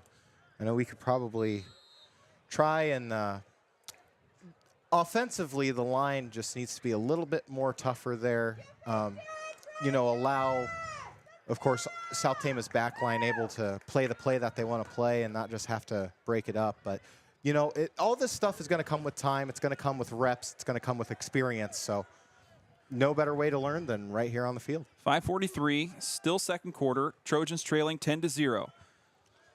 Bridgewater a little fake out. Weiss trying to go deep down the field. Almost intercepted there by Cunnings. Intended receiver was Jeremy Dolash, but he was double covered. Yeah, I mean, we did have somebody in the flat route on the near side over by where we are, but of course at the time, probably just the spacing that we saw probably was, you know, that was viable as kind of a go route, kind of throw match to match, but just double covered. That'll bring up second down for South Tama. Still haven't seen much of that power I. South Tama, well, here as I speak it now, here comes 3 running backs in a power I. That score formation for South Tama. A rollout for Weiss. He's in trouble. Pushes near off the sideline, and he'll get run out of bounds by 2 different Charles City players. That was Rogstad, number 57. Colton Anderegg on the pursuit. Yeah, just and the blitz that what I noticed from last year's Charles City game is that their blitz is very good. So just those linebackers able to sneak past our O-line is just able to get it done. But, you know, 3rd and 10, very manageable for South Tama here in their own territory. Just one play. Hopefully can turn this around for South Tama. 3rd down now after a couple of misplays on this early part of the drive. And a whistle. Timeout called. South Tama is going to talk things over on this kind of critical 3rd down. The body language, though, not liking exactly what I'm seeing from the Trojan sideline. Is some frustration, I think, is how I could best maybe characterize it. I don't see tired players. I see players that are out of sync and maybe a little frustrated. Yeah, and that's just one of those things, you know, going down 10, you're not able to make anything offensively work no matter what you do. You know, you give it to Bridgewater. Of course, some of the passes under pressure from Weiss has been, you know, they've kind of been off the hilter just a little bit. But yeah. Again, one of those things, it's just, you know, you're going to get it with time. It's going to come eventually. You know, everything's going to click. You just got to stay focused on the game right here, right now. There's still plenty of football left to play. We still have a whole another half. And I remember last time Van Dyke was talking about it, you know, 2nd and 4th quarter is usually the toughest. And then 1st and 3rd is usually where you kind of get who you kind of are as a player. So 3rd down now after the timeout.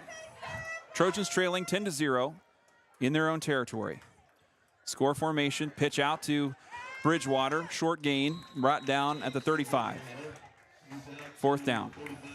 Again, that's of course it's 4th down now, but you were able to get yardage. 5 yards. Yeah, positive yardage.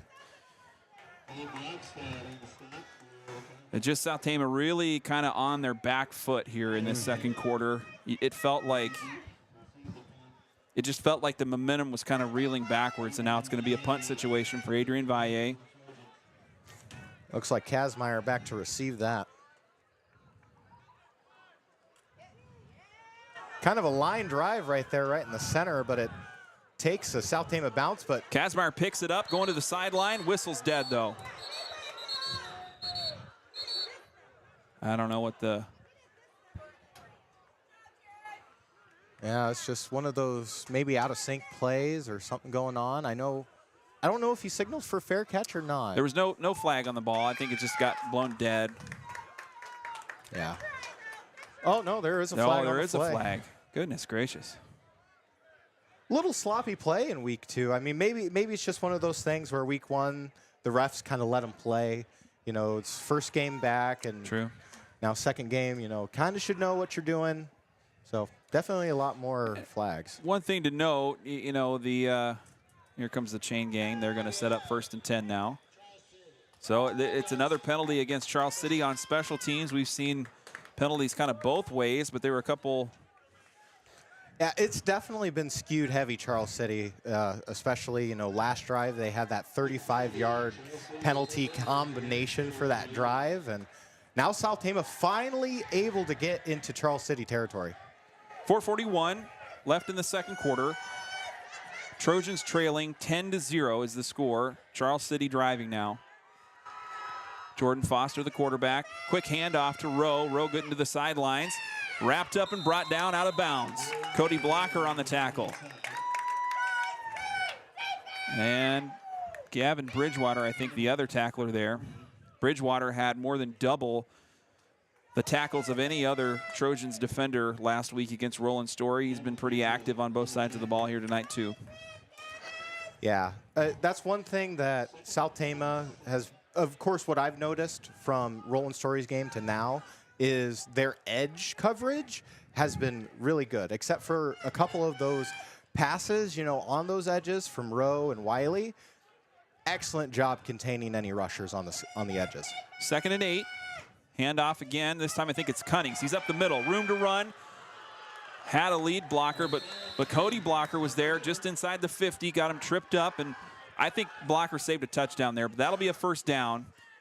And Charles City has had answers on offense, and we've seen positive gains in every drive. If not for the penalties, they've been very dangerous here so far. Yeah, exactly. I mean, it's just a little more sloppier play from the side of Charles City, but they're getting positive yards. Yeah, they're, I don't want to say backing it up, but they're having production along with the penalties. So that's unfortunate, though. The South Tama's not able to capitalize. 2nd down now after a short run. Under 4 minutes to go. Still 10-0 if you're just tuning in. And so Drayton White coming out of the game from the senior key reserves. Here's a deep pass from Foster down the sideline. Nobody's home, though.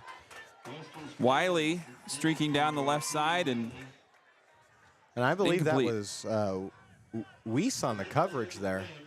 So excellent to go toe-to-toe right there for Weiss. I think he really did a good job of kind of keeping him busy before he found his flat-out speed there, and incomplete pass. 3rd down. Yeah, that's a big thing there when you're going those routes is you got to interrupt that rhythm that they have. Foster, quick pass to the left. Rowe pulls it in. Thunder's up ahead. Going to be close to a first down. So again, still getting positive yardage, but it does bring up 4th down. Yep, out of field goal range here. And so we'll see. Oh, they're going to stay out. They're going to try for it. With South Tama's offense being as weak as it has been so far, you really can't blame them. They're going to take their time. Yeah, Clock getting down to 3 minutes now. 4th down. Of course, we were showing that blitz earlier, so maybe that might change up their plan because they might have been doing a rush play or an ISO play right up where the blitzer was going to be. And we're bringing all of them. Quick play, quick pass out to the left. Might be good enough. Charles City sideline likes it, and that's going to move the chains. First down after a short pass from Jordan Foster. It's just one of those things where it's just, that was a good defensive kind of set of downs for South Tama. Yep. Just couldn't quite execute on the 4th down, and of course the Charles City gamble was able to get him to go. 1st and 10 now for Foster. He's again looking left. Big tackle there by Bridgewater, just laid out Wiley after the catch. Jeanette in on the tackle too.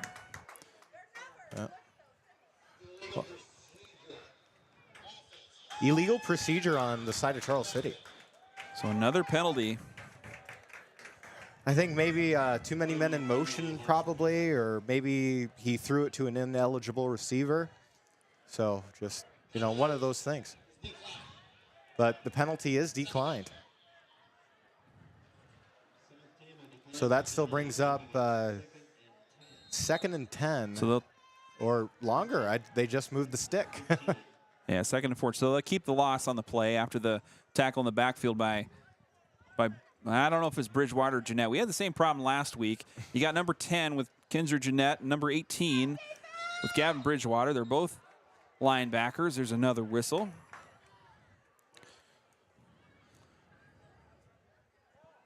We'll have to see who this is.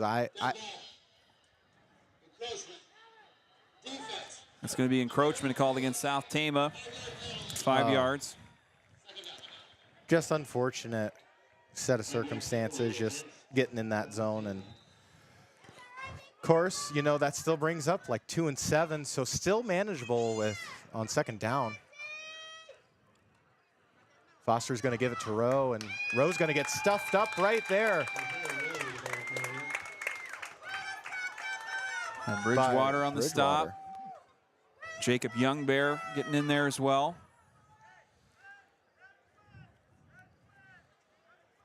Now third down, 3rd and 9. 1:54 on the clock. If South Tama can kind of hold them here, they will get the ball to start the third quarter. Mm-hmm. And so that's something to definitely keep in mind. They're still down just 2 possessions, 10-0. They're still in this, Darvin. Yep. It's just one of those things where they've been playing with a lot of heart, and of course some of the plays haven't been going their way. Almost intercepted there as Jordan Foster trying to find Keenan Wiley again across the middle this time. I mean, again, our linebackers, other than like the Wiley and Kazmaier, you know, deep shots that they only had 2 opportunities to really get that. Other than that, we've been going toe-to-toe with them. A minute to go here. Well, timeout now. So 1:33 on the clock as we call timeout. South Tama going to talk things over here. Pretty critical possession as Charles City deep into the Trojans territory. We'll take a quick break. We'll be right back after this timeout.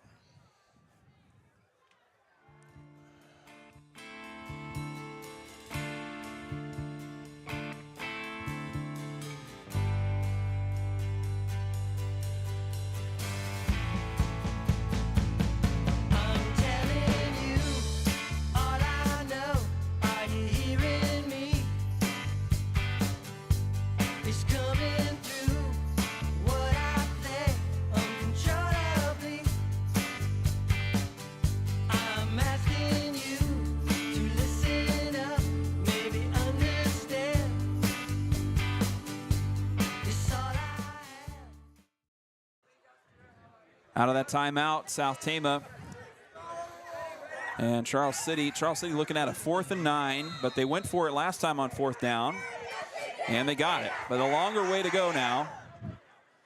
Student section making their way out. Big shot down the field, and it's Kazmaier connecting. First down and then some. Caden Kazmaier bringing the Comets just outside the 5-yard line. Yeah, that was another deep shot that just either a misread on the play, that separation kind of got him right there, and just huge gain on the play for Charles City. 1st and goal on the 8.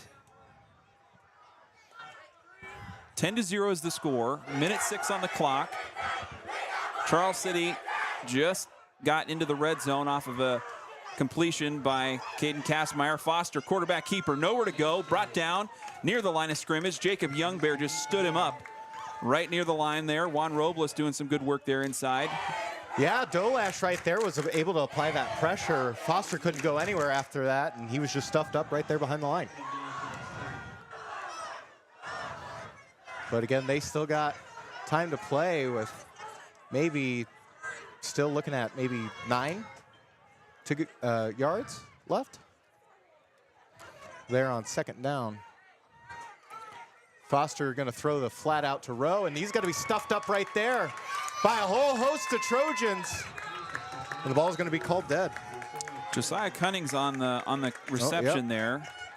It's just so used to. I know we got a lot of single numbers, and we got a lot of same height players too. Yeah. So as we're going to go to halftime here. Well, no, quick field goal opportunity. Hansen lining up, and they can't get it off in time. It stays 10-0, and we go into halftime with South Tama trailing 10-0 against Charles City. The Comets trying for one last field goal opportunity, but they run out of time, and we go to the halftime. We're going to take a break. We'll be right back with the Berkwood Village halftime show. Don't go anywhere. We're going to hear from Kyan McBride, one of the STC football captains. Thanks for being with us.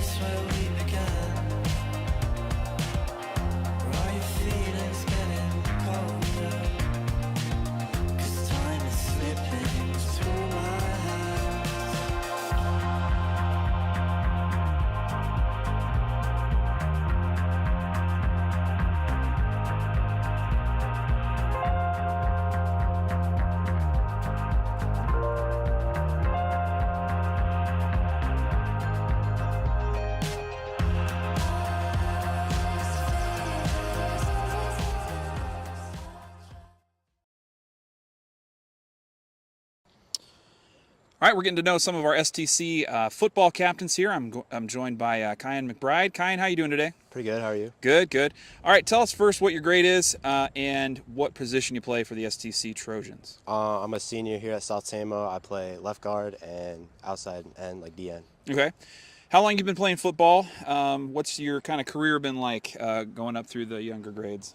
I started, I think, first grade, and I've played since. So this is my 12th year of football. All right. And what do you love about the sport? What keeps you coming back? The team. I love being around the team and just being with the guys. Yep. As far as your position goes, have you had different positions over the years? Have you kind of always been in this spot that you are now? How's that gone?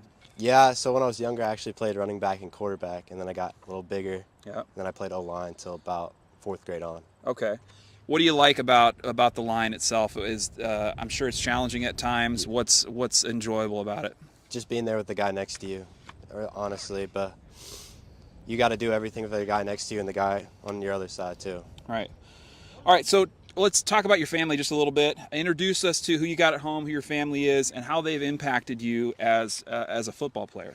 Yeah. So I got my dad and my stepmom at home, and my dad's just been there since the start. He's been my coach when I was younger and coach in middle school. He's just always been there for me. He shows up to every game. I don't think he's missed a game since I don't know if he's ever missed a football game, actually. Nice. Yep. How about any pets? You got any pets? Yeah, I got 2 dogs. 2 dogs. What are their names? Maggie and Ollie. Okay. All right. Thinking back to the game of football a little bit, what life lessons have you felt that the sport of football has kind of taught you?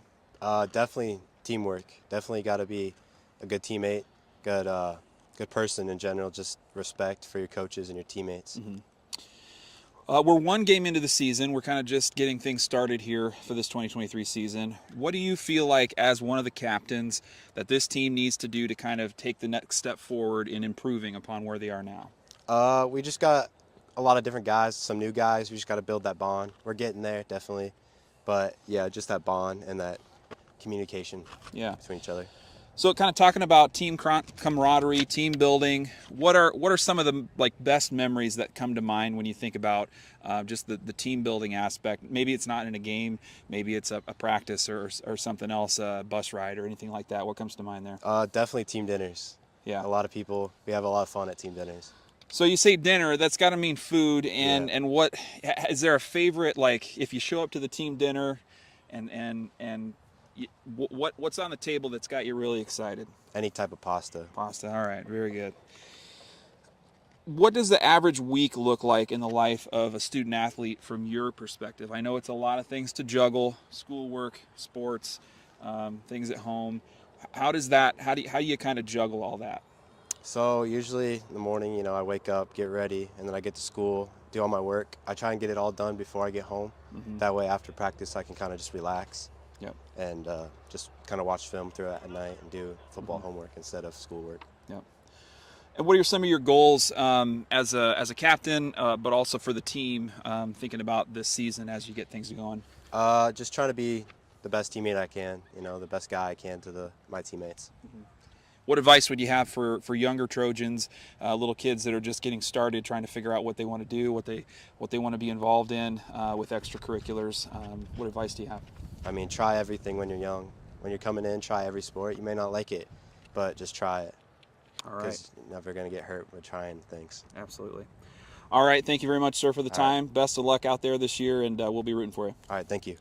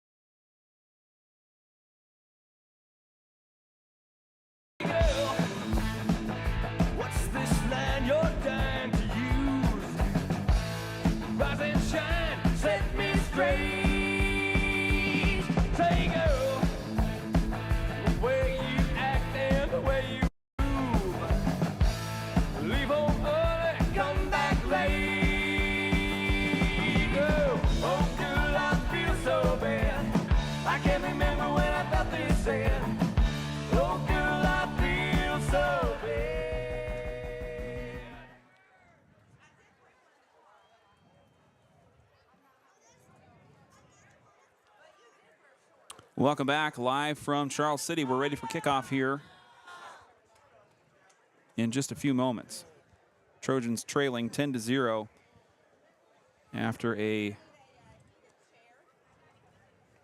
Well, one thing I noticed is that they finally got the scoreboard to work now for the second half. It wasn't working for the first half, and I noticed during halftime they were turning it off, turning it back on, but we had the same issue with the Frost game too. Yeah, just a frustrating, got to be frustrating for the admin and the folks trying to make things work. Trojans with a brand new scoreboard this year and some little growing pains in that first week as well, I think, getting that new piece of hardware installed, and so off we go here. 2 minutes to go.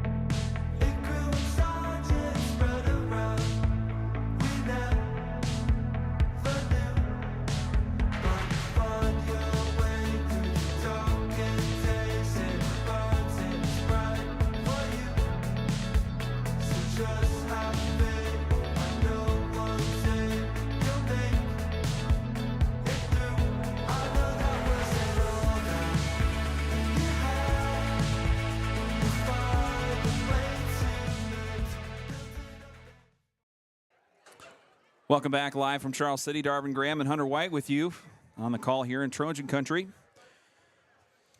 Yeah. South Tama to receive. It'll be Gavin Bridgewater, the lone receiver, back near the end zone. Tyrus Clegg kind of set up a little further. Well, no. Looks like Tyrus is just talking to Chase Gustus in there, so we do have two deep receivers. Yep. I mean, one of the things that I've noticed is that Hansen on side of Charles City, can't get a deep shot in off that leg. There was a couple line drives, a couple, either high, low kicks, just kind of squibs. But, hopefully South Tama is able to field a He hasn't good been one. a booming kicker from the kickoff standpoint, but he did manage to get his field goal opportunity. Yes. And, that was a big moment there for the Charles City special teams to get some points out of that long drive in the first half. But yeah, right at the end of the second quarter, able to stop Charles City and not get that kickoff either on special teams. Good to see. Good way to end the second half, and we'll see if Coach Dorn and the Trojans can respond. Want to bring up a kind of an interesting little point. South Tama, one of South Tama's longtime lineman coach, Court Aarons, a teammate of Charles City head coach Brian Bjorklund over many moons ago. Here's the kickoff. Bridgewater getting a hole, finding the sideline. A couple of people to beat. Big return there by Gavin Bridgewater, making it all the way up to the 45. Good vision right there from Bridgewater, able to receive it in, kind of pull it in a little bit, cut back onto the far side, able to just outrun all of those defensive blockers and just able to get huge yards on that. 1st and 10 for the Trojans. Best field position of the night as they start the third quarter. And we'll see if they can put together a drive. It's not just the one athletic, explosive plays that are going to be needed here. We're going to need third downs. We're going to need conversions. And so we'll see if Weiss and the Trojans can muster that. Ready, Bridgewater in motion. He's going to take the snap. Saw that a few times last week. Direct snap to Bridgewater, but there's nowhere to go. And the Charles City line still imposing themselves on South Tama. Yeah, definitely a mismatch there on the line of scrimmage. And just able to take that blitz and really cover up all those holes, and we just can't get anything going on the run game. 2nd and 11 after a short loss on that first play. Jeanette and Young Bear coming in now. for the side of South Tama. Dolash laughs to get off, sprinting to the sideline. Clegg out wide. Pitch out to Bridgewater. Good block set up on the edge, and the Russian, he's got room. Big block there by Jacob Youngbear, setting up the run for Gavin Bridgewater. Bridgewater slow to get up, though, kind of holding his stomach.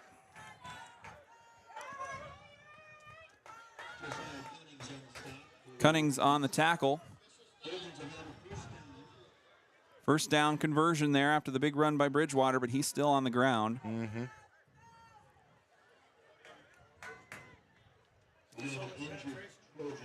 Yeah, definitely one of those things, try to get it worked out. It was a hard hit from Cunnings. Yeah. Especially right after that play, take him to the ground. But gives us time to, you know, kind of talk things over, what kind of went right, what kind of went wrong, and hopefully Bridgewater's going to be okay. Clegg to the sideline. As we've had several injury timeouts in this game, the pace of this game has really been off balance for much of this first sack and the early going of the second half now. Hard to see what exactly is going on with Bridgewater. He's kind of covered up by the South Tama sideline. But he's still on the ground. I don't know if he got his wind knocked out of him or what exactly, but yeah, we're gonna hope he's all right. So looks like we might have a bit of a break here. We'll take a quick pause. We'll be back after we get action resumed here in Charles City. Thanks for being with us.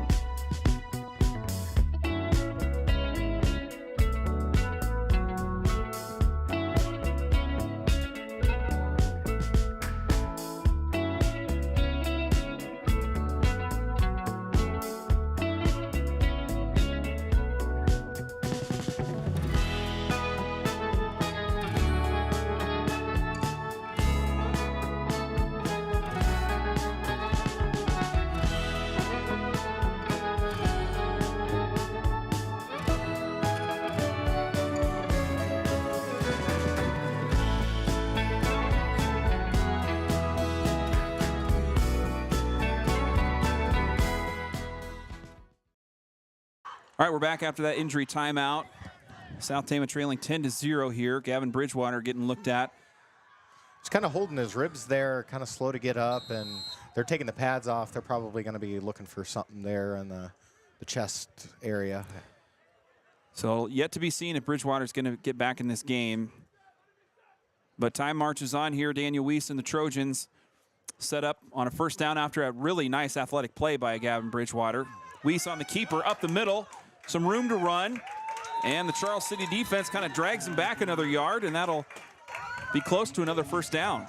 Excellent job from Weiss, able to come after that. You know, it's really hard when one of your teammates goes down, especially that long, and still able to make some production like that. Fantastic job. Way to keep your head in the game. 10:32, third quarter. Trojans still trailing 10-0.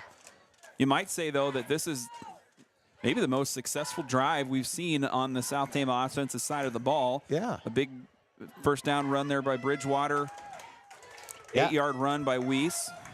And now second and long 2. Looks like we got 2 on the far side in the wings, but Clegg we're and going to show a Gustafson, slant. quick pass to Dolash up the side.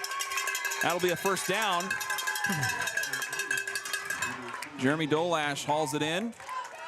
And Daniel Weiss trying to get his passing game going a little bit. Finding his big tight end. Yeah, that was a good kind of go route right there. Just quick pass out and able to get that first down and still head down, able to drive and make a couple extra yards on top of that. First and 10 for the Trojans. Now well into Charles City territory. Weiss, a keeper, gets around the corner. Pushed out of bounds, but a nice gain there by Daniel Weiss. Of course, that linebackers on the side of Charles City, of course, they were right there, but good head-up play from Weiss, able to make some positive yards. Otherwise, that would have been just another stop for a loss. 2nd and 6.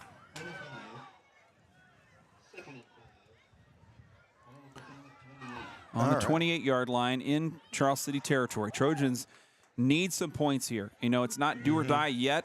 You know, they, after what we saw in that first half, the Trojans need to kind of come up with something here. All right. Good pitch out to Blocker. Good block there by Tyrese Clegg. Blocker can't get to the side quick enough. Comets player down hard on the sideline.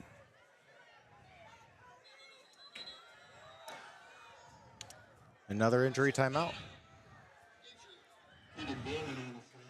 I mean, that's still good momentum as the Comet player is able to get up under his own power and march to the sideline.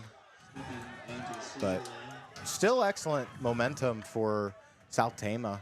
Able to go. South Tama thought there was a timeout there, but the official's going to wave him back onto the field.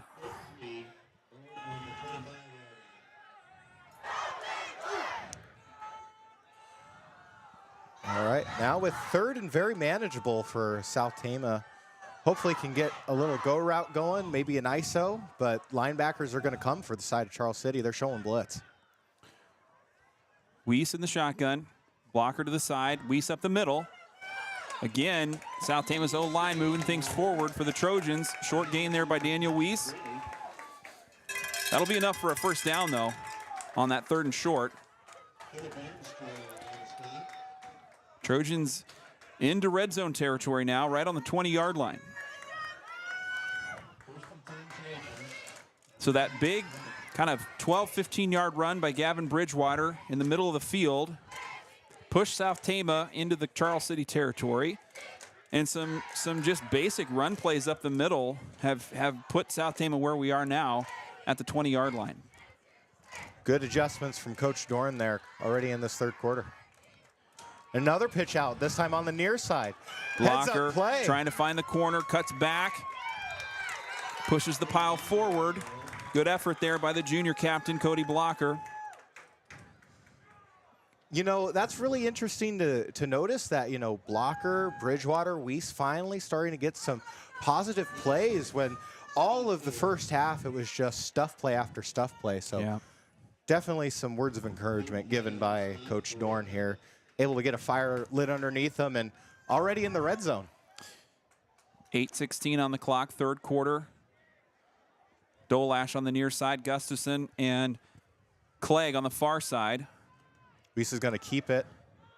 Going to get stuffed up there for a loss. Contact right near the line of scrimmage.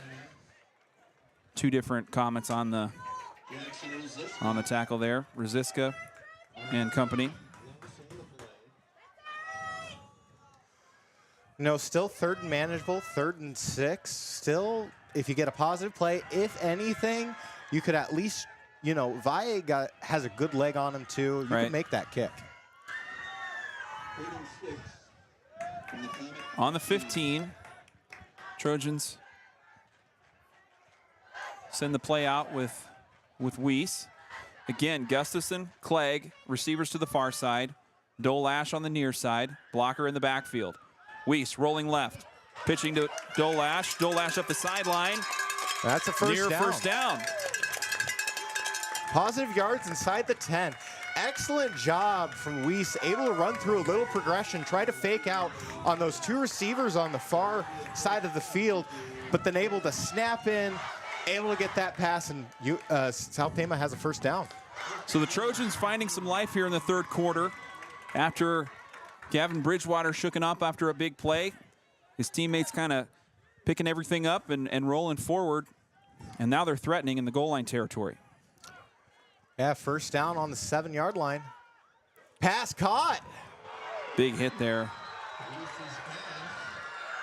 Who's that on the reception? It looks like Jeanette. Yep, Jeanette on that catch there, but good job by Jeanette, though, hanging tough with pressure in his face right as he caught the ball. No gain on the play. 2nd and goal on the 7. Best drive of the game, hands down. We haven't really sniffed the red zone territory at all up until right now. And so this is a huge opportunity for South Tama, needing the momentum, needing the points, obviously. And as we're talking here, Gavin Bridgewater starting to do some jogging on the sideline, looking like he's going to try to come back in. Big run there by Daniel Weiss at the left side. That'll bring up third down, though. Again, just being able, because a lot of those corners on the side of Charles City, you know, they're right there in the quick action, just short succession after the ball snap. And it looks, go ahead, Hunter. And Weiss was able to get a heads up and cut it up. So good heads up play, but go ahead, Darvin. Well, I thought Gavin Bridgewater was going to make his way onto the field here for this third down play, but I think he kind of got waved off. He's moving around like he's feeling pretty good, but timeout on the field. Trojans call the timeout as they want to make sure they know what they're doing here in this critical third down moment. While we have the timeout, we'll say thank you to our sponsors, Berkwood Village of Tama, Toledo, Salt Creek Wind, Iowa Premium, State Bank of Toledo, S&S Car Wash, Cruzy Phillip Funeral Home, Robach Lumber, Stein Robach Floor Coverings, Medicap Pharmacy, Mark Wesson Hoyer Law Office, Assured Partners Insurance, Appraisal and Realty Services, Sharn Weber's, and the Farmer's Daughter Photography. Trojan Country Broadcasts also made possible by the Charlie Townsley Memorial. Yeah, I saw Bridgewater. He was jogging back and forth. He looked good, but, you know, they still haven't called his number yet to go back in. So, but he's padded up. He's got the helmet on. He wants to go back in, man. He's moving around like he's ready to go. But after a lot of action in week one, I think he's going to be playing dinged up, you know, in some fashion most of this season, just based on the usage that South Tama leans on him for. And here we go, third down. Trojans on the 7. Weiss in the shotgun. He has blocker behind him, looking to throw left to Dolash. Touchdown, Trojans! Touchdown, STC! That was Jeremy Dolash picking it right up the gut. And a nice throw by Daniel Weiss. This is the kind of passing we saw from him in that Roland Story game. And here it pays dividends, that kind of sharp fastball passing. And here it earned South Tama a touchdown. Great job. All right. From Weiss to Dolash there. And the Trojans are in this game. Really nice, 5:47 in the third quarter, and we're able to make this happen. Valle with the kick. Plenty of room. The extra point is good, and it's a 3-point game. Excellent job. Look at that body language on the side of South Tama. They're into this now, and of course, this is a monkey off their back, you can kind of think of it. Finally, the first points of the season. In a close game like this, you're only down by 1 possession and a field goal at that. So, need a huge defensive stop on the side of South Tama. This is a winnable game for them right now as it stands. 3-point game. And we will see how Charles City responds. If the pressure is going to push them the other direction. Trojans a big moment here in the third quarter. And what I also noticed in the student section, they had a little confetti thing that went off. So definitely came prepared. So excellent job. Tons of celebration. South Tama able to get that monkey off their back. Get some points on the board. Trojans to kick off here with 5:47 on the clock. Kazmaier and Cunnings in the backfield to receive.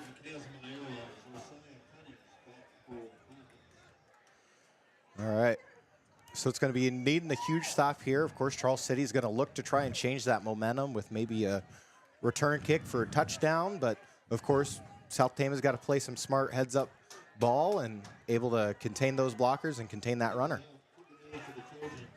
Valle to kick off after the good PAT just a moment ago. We'll see if the energy from South Tama kind of keeps them locked in or kind of pushes them over the edge a little bit. Fastball kick straight ahead. Rolls on the ground, picked up by Cunnings. Cunnings on the left side. Nowhere to go. That was a Big tackle by Jeanette there, able to weave through center of the blockers, shed a guy, and just able to take him down. 1st and 10 now for the Comets in their own territory, just inside the 30-yard line. Of course, now defensively, South Tama has been able to hold up pretty well on their own. That's actually what's kept them in this game. So time to put this on display right here, right when it matters. It looks like Foster's they're gonna try and draw up a play, try and figure out what they want to do, because momentum definitely is in favor of South Tama here. They've taken their time getting the play onto the field the last couple of drives. We'll see, here's a handoff straight up the middle. Short gain. Pile gets moved, though. Cunning's the carrier. Oh, there was a flag on the play. South Tama Trojans slow to get up. What do we got on the ground there? It was Juan Robles. He was down for a little bit, but he's back up now. Penalty goes against the Comets. That'll march them back 5 yards. Penalties have just been plaguing Charles City all game long. Really have, yep. And hopefully you and I can, or you and I, oh my gosh, my old alma mater. That's all right. South Tama able to capitalize on this, marching them back 5 yards. 10-7 the score, 5:20 on the clock in the third quarter. Trojans just got into the end zone after a passing play from Weiss to Dolash. Running play up the middle again, short gain. You can tell the line for Charles City, bigger, a little more athletic, because when these two groups kind of lock horns a little bit, Charles City's pushing each time. It's kind of, they're winning the tug of war, so to speak. Right. But I mean, our guys are pushing back. We still got, tons of guys up front, able to try to go toe-to-toe. Something probably was said by Coach Doran and, really lighting a fire under these guys. 2nd and 8. Kazmaier and Wiley, the receivers, on the far side. Again, another run. And South Tama has dealt with this run game quite effectively on this drive here by Charles City. Yeah, again, that was another handoff play, ISO right up the middle and stuffed right at the line of scrimmage. Great job at the boys up front, able to make something happen. 4 minutes now, and we got a third down, 3rd and 6. Still in Charles City territory. They had a penalty just a moment ago. It looks like Kazmaier's going to be in that slot position there. Foster in the shotgun. Cunning's the back in the backfield. Deep pass down the sideline. Tyrus Clegg on the coverage. Excellent job. I mean, the Foster-Kazmaier just duo, especially on that go route, is kind of the bread and butter of Charles City, but excellent job by Clegg, able to sniff that out. Kept underneath of him. Yeah. Didn't try to get vertical until it really counted, and just kind of kept his body close enough to disrupt things, and it's an incomplete pass.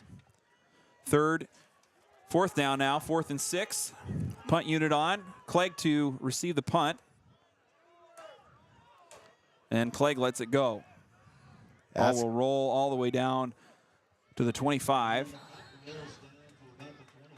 The momentum has definitely shifted.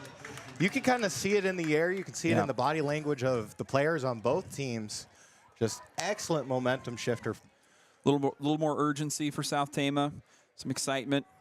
Haven't found the end zone yet after that shutout loss to Roland Story. So the first time they get into the end zone, just a little juice there. So we'll see if they can capitalize. Now 1st and 10 on the 25.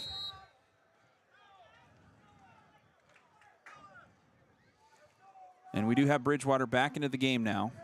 Yep. So he'll be with the Trojans on this next drive. Again, Weiss is going to keep that, run it right up the middle, and able to get more positive yards. Short gain there by Daniel Weiss. A 5-yard gain. Nothing to shake your head at. 2nd and 5. 3 minutes to go here, left in the third quarter. South Tama looking pretty good. After that touchdown drive, some energy on the 3 and out. Chase Gustafson out on the play here. Drayton White into the game. Got Weiss back in the shotgun again. It's going to be Blocker trying to find the edge. Nowhere to go. And that's going to be a tackle for a loss again. I mean, at this point, you know, you can win some, lose some. You know, I wouldn't, if I was South Tama, 1 game for a loss, no big deal. Yeah. That brings up 3rd down. And big moment here for South Tama is they've got to kind of keep themselves focused and find an answer to keep this drive going as we get near the 4th quarter. It was a low-scoring game last time, and here we are again. It's been fighting in the trenches here. Pressure coming for Weiss, rolling. Weiss drops his shoulder and gets knocked out of bounds.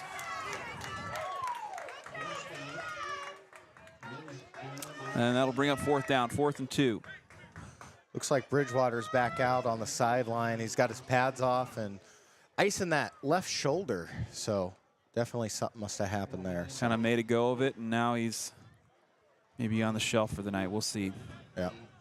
Hopefully it's nothing too serious, nothing broken, nothing of that nature. Hopefully see him back out next week. But 10-7 the score, 4th and 2. And Valle will line up to punt. Yeah, it looks like Cunnings on the side of Charles City is going to get that, but looks like a dead ball whistle. Some officials are going to talk it over. Just a little miscommunication. Not sure what the holdup is here, but we're going to get a player off the field, maybe too many players on the field. Yeah, and with that, they're going to march it back. I think South Tama had too many men on the field, and that'll move them back 5 yards. Mm-hmm. Big opportunity here for Charles City as they need to respond, and we'll see if they can find that. Yeah, Valle is going to punt all the way back to our own 16. Kazmaier to receive the punt.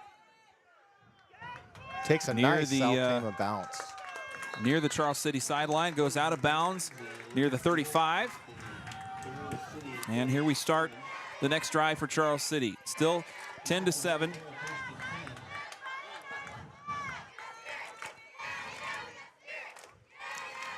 So the first drive for Charles City resulted in a punt way back into their own territory because of just a good front line play from South Tama. So I expect to see the same thing here.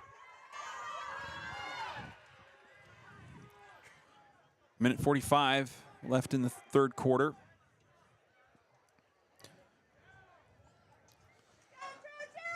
Foster, low snap, hands it off.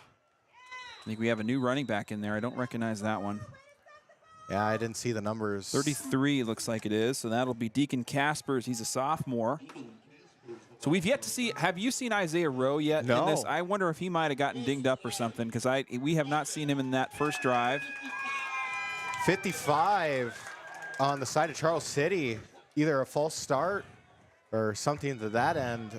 It's going to march it back. That positive play on the side of Charles City is just going to get marched back, and now 15 and So yards. I see Isaiah Rowe on the sideline with his helmet off. He's on the bench. Doesn't seem to be getting attended to by anybody, but with the helmet off, you don't figure that he's looking to get in the game anytime soon. So that might be the linchpin here. If their big running back is on the shelf, of course, South Tama's our running big running back on the shelf too. So an interesting situation here. Now Caspers again, the carrier. So I think they kind of held Caspers out. He must be that second string running back, and they kind of tried to make it go with Cunnings, and Cunnings couldn't really find it. So now we see Caspers the sophomore, Right. and see what he can do. That's going to be something that South Tama is going to need to adjust to. A little smaller. Yep. Running back, going to be a little quicker, a little more agile, so going to be able to shed a lot more tackles. So going to have to really, get the fundamentals on that tackle. The weapon's still on the outside for Charles City, though. Foster still in action. Foster up the middle. Pushed back by the South Tama front. And that'll bring up third down. A couple yards on the play there. 3rd and 6. Under 30 seconds to go in the third quarter. Might get one more play off before we flip the field.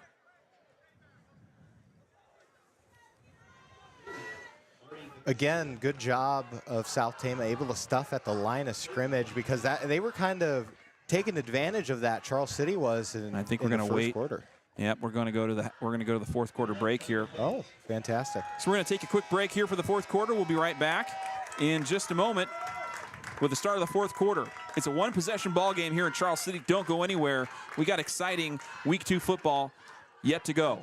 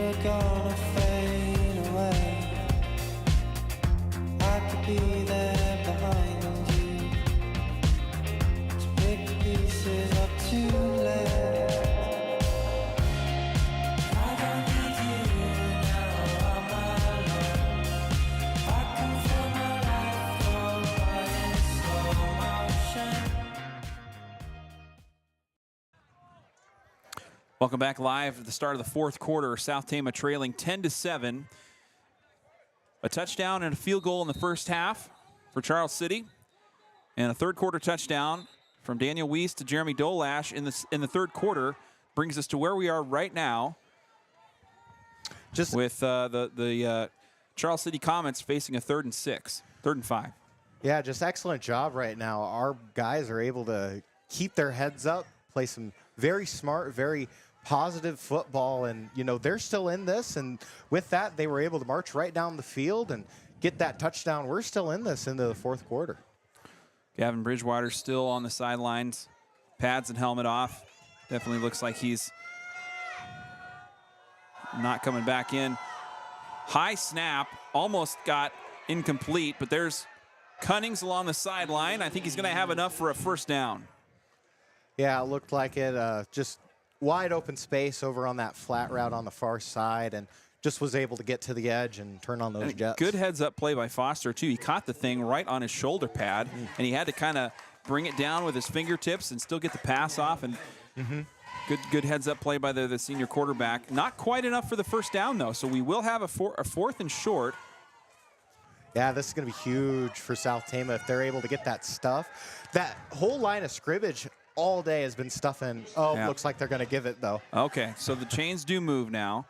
We were waiting for the official on the Charles City side. We thought we had 4th, but we will go 1st and 10. So the catch and run after by Keenan Wiley makes the 1st and 10. Rogstad, the receiver, here on the South Tama end. Foster getting the play from the sideline. And he's going to be set up in the shotgun. They really favor that shotgun setup. Handoff, Caspers, east and west, cuts inside, and it gets brought down by Tyrus Clegg. Strong carry there by Deacon Caspers, the sophomore running back. That'll be enough for a first down, I believe. Maybe, well, did we have a flag there? I don't know. Yeah, there's flag. Holding on Charles City. Wow. Costly penalty for the Comets. Exactly. I mean, every single quarter, I think I've noticed that Charles City at least is getting 1, maybe 2 flags. I've seen as most as 3 in a quarter, and this is costing them big because that would have been a big first down play. Yeah, right into South Tama territory, Yeah. and the momentum kind of gets stopped in its tracks, Yeah.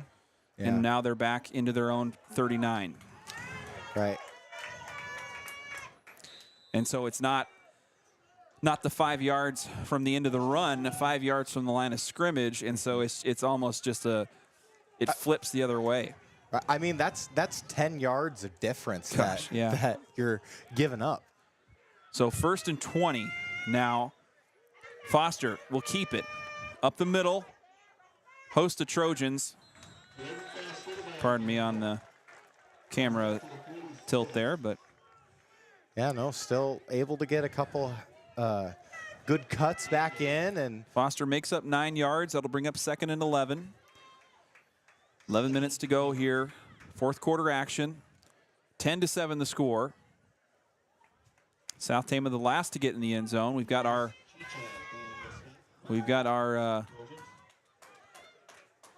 just definite like play right here. Again, favoring that shotgun position for Foster as he's going to again take it up to the far side. up the sideline. Maybe 5 yards on the carry. Nope, Casper's on that one. Oh, Casper I don't know took if he that. direct snapped it or what that was, but Interesting. You know, they did that with Rowe in the first quarter. they did. You're right.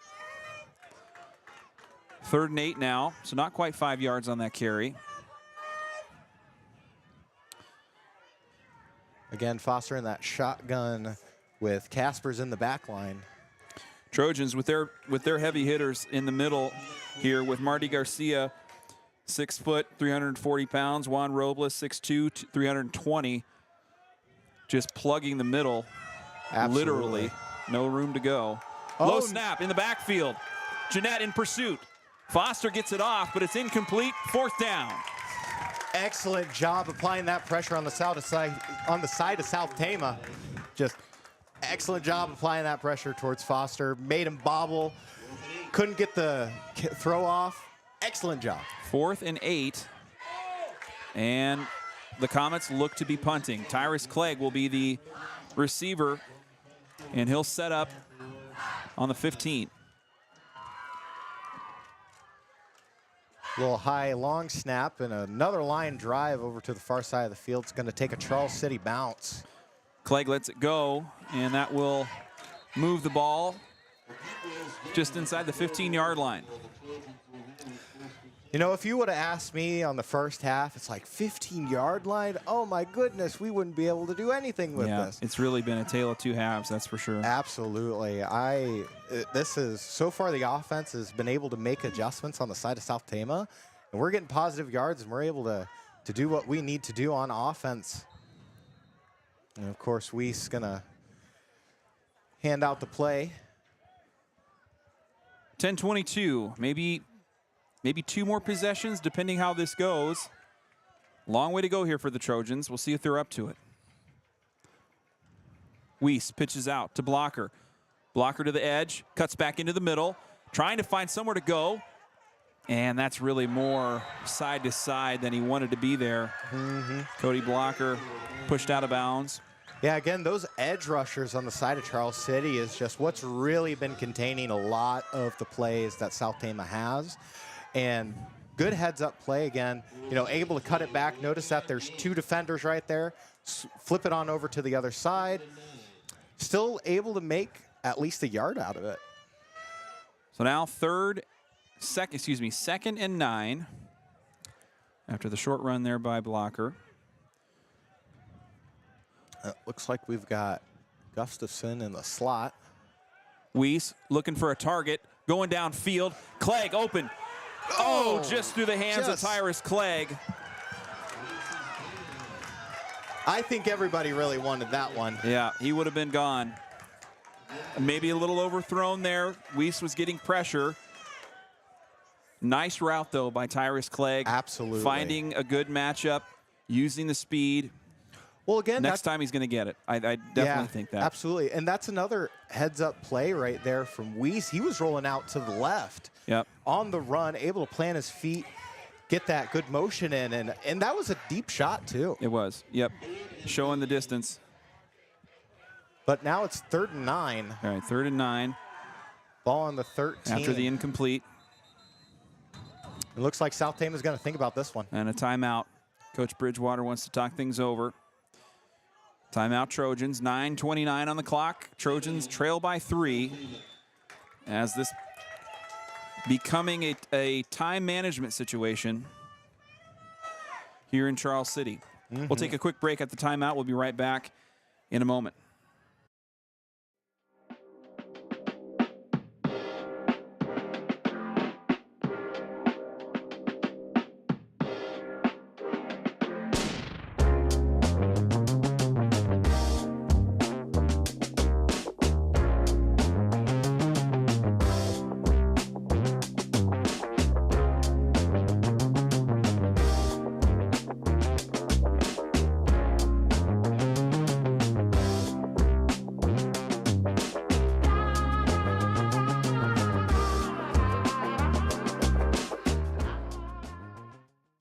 All right, we're back out of that timeout. South Tama trailing 10-7, facing 3rd and 9.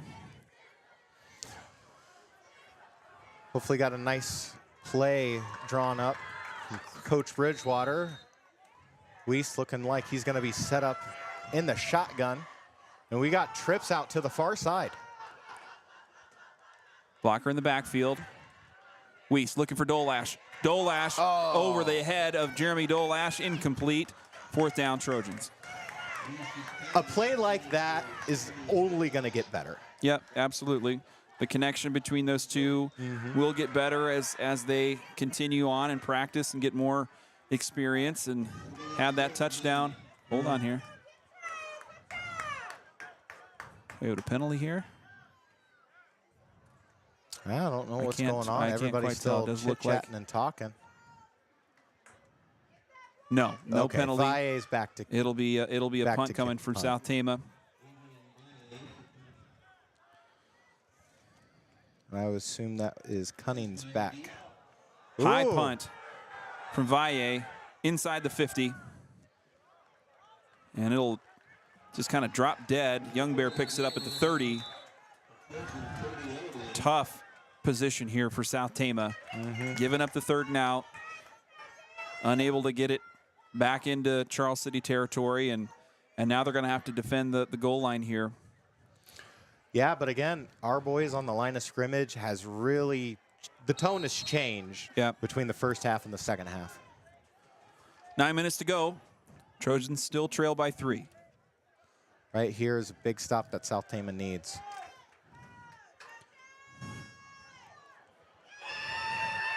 And with this, a big cut up on the side of Caspers again. Just couldn't, the side of South Tama just couldn't quite get that tackle in the back line, and Caspers was able to shed that tackle and get positive yards, and another 1st down now in red zone territory. 1st and 10 on the Comets in Trojan territory, red zone territory too. Didn't see Caspers at all in the first half. Isaiah Rowe out of the game. Caspers again. Right up the middle, through the line, into the secondary, into the goal line territory for South Tama. Gavin Bridgewater out of this game with a shoulder injury. 1st and goal on the 6. Yeah, we're going to really need to stop here. Trying to stuff him in the back line. Of course, right. Who is that? 7? Nowhere to go there. Able to get Dolash. that stop. Young Bear and Robles getting in on that action too. No gain on that one. Still 2nd and goal on the 6. Kazmaier, the receiver to the far left side. And of course, Casper's on the back line, and I believe Meek on the far side. Again, they're going to give it right up, back up the middle to Caspers. Caspers barely even touched into the end zone. Touchdown, Comets.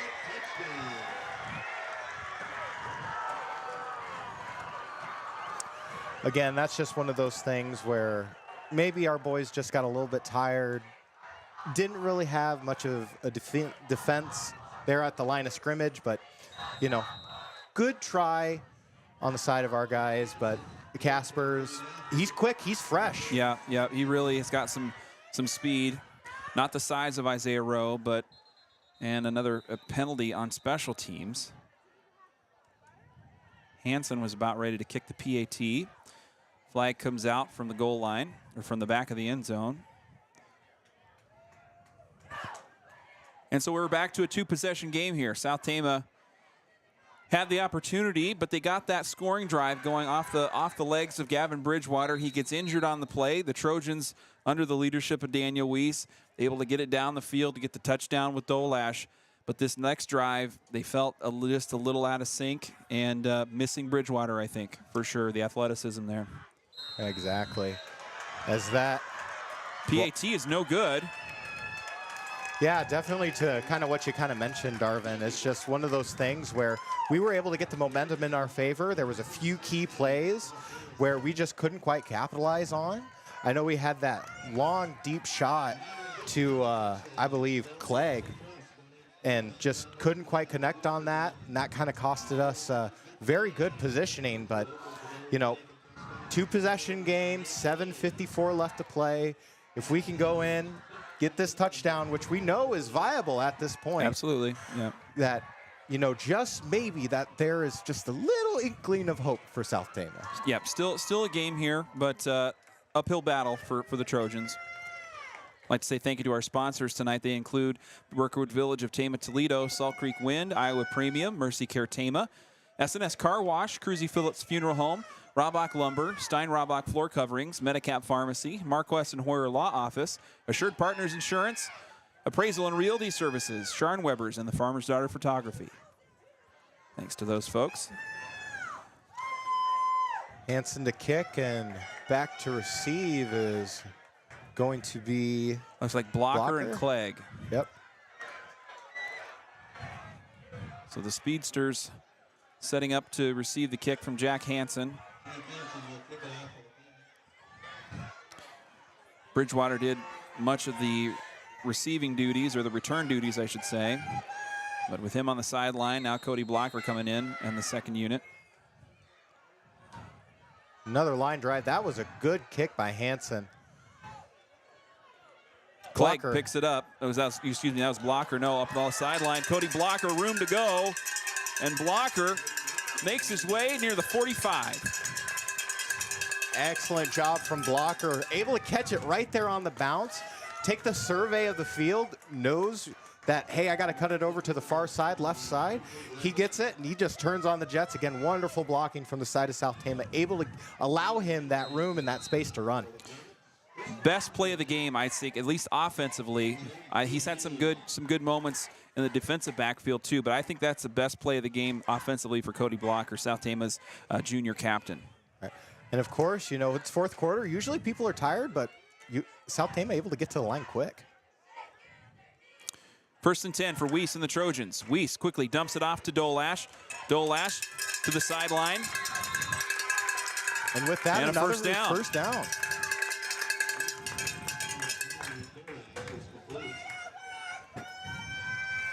Again, that was a good, you know, stuff like that you practice. And, you know, they were able to make that connection. It was right there, out on the slant, quick out of the hands of Weiss, and just like that, another first down. So the Trojans making their way near Charles City territory, quickly to the line of scrimmage. Daniel Weiss, senior quarterback. He's going to keep this one going on the far side. Trying to get the edge. Weiss speeding. 5-6 yards maybe on that carry. Again, number 66 on the side of the, Charles City. He was right there on the heels of Weiss, but Weiss was able to wind it back out and around and turn the Jets on and able to get some positive yards out of that. 2nd and 4. Second in a, well, we'll call it a short 5. Again, this is what South Tama needs, and again, the boys are hustling up to the play. They know the it. time is short. They know they need to get get points and get things going quick, and then maybe an onside kick.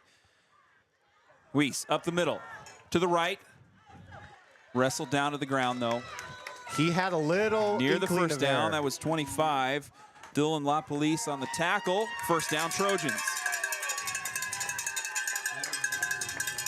And again, that moves the chains and another first down. How about that? This is quick succession first downs that we've seen. Yep. You know, like you mentioned, time is of the essence right here, especially when you're down 2 possessions. But South Tama able to make it work so far. And we still have 1 timeout left in the bank, so can use that if we need to. Well, you know what? We're at a 1-possession game. That missed field goal puts us at down 8. Yeah. We could tie it with an extra point here with a 2-point conversion. With that, it looks like Weiss got stuffed up by the front line of Charles City. 2nd and 11.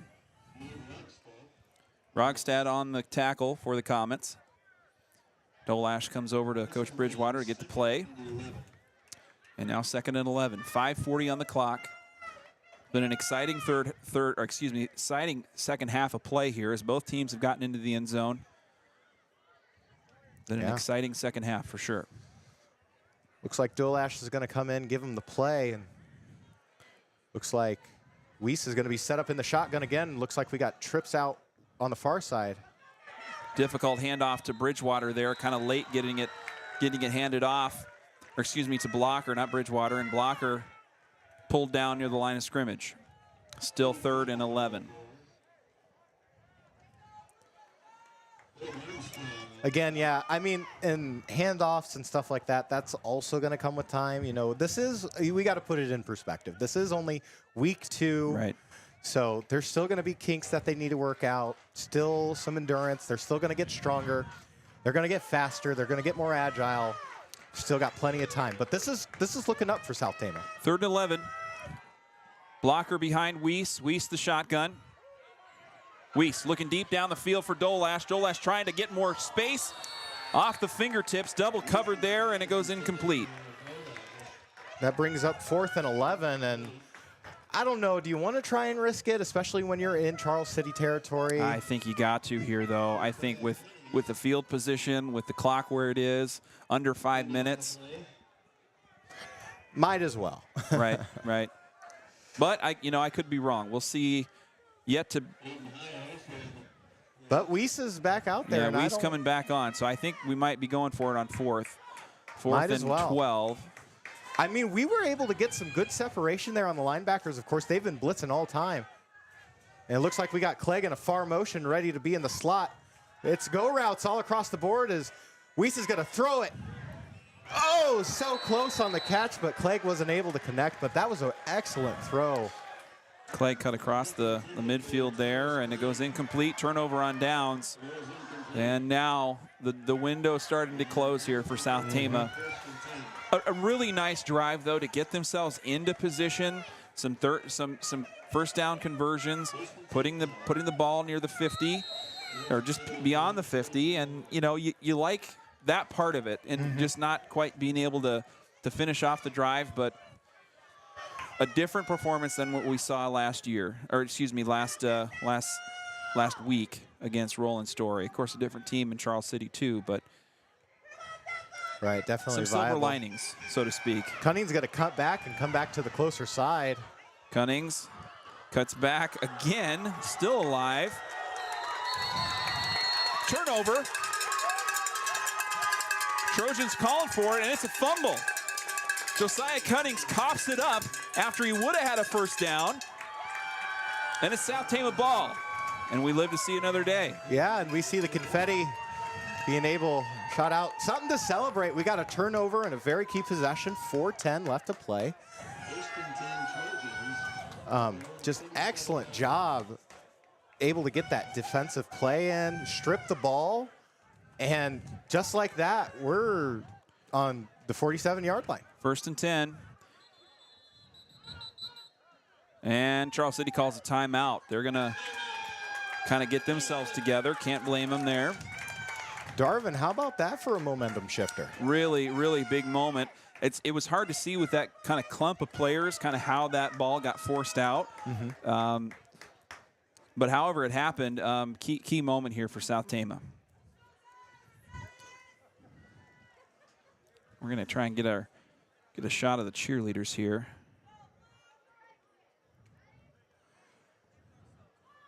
Yeah, definitely electric feeling on the side of South Tama after that big turnover with under 5 to play. And one possession game, like you said, Darvin. It's a nail biter. I think South Tama kind of has to go to the run here.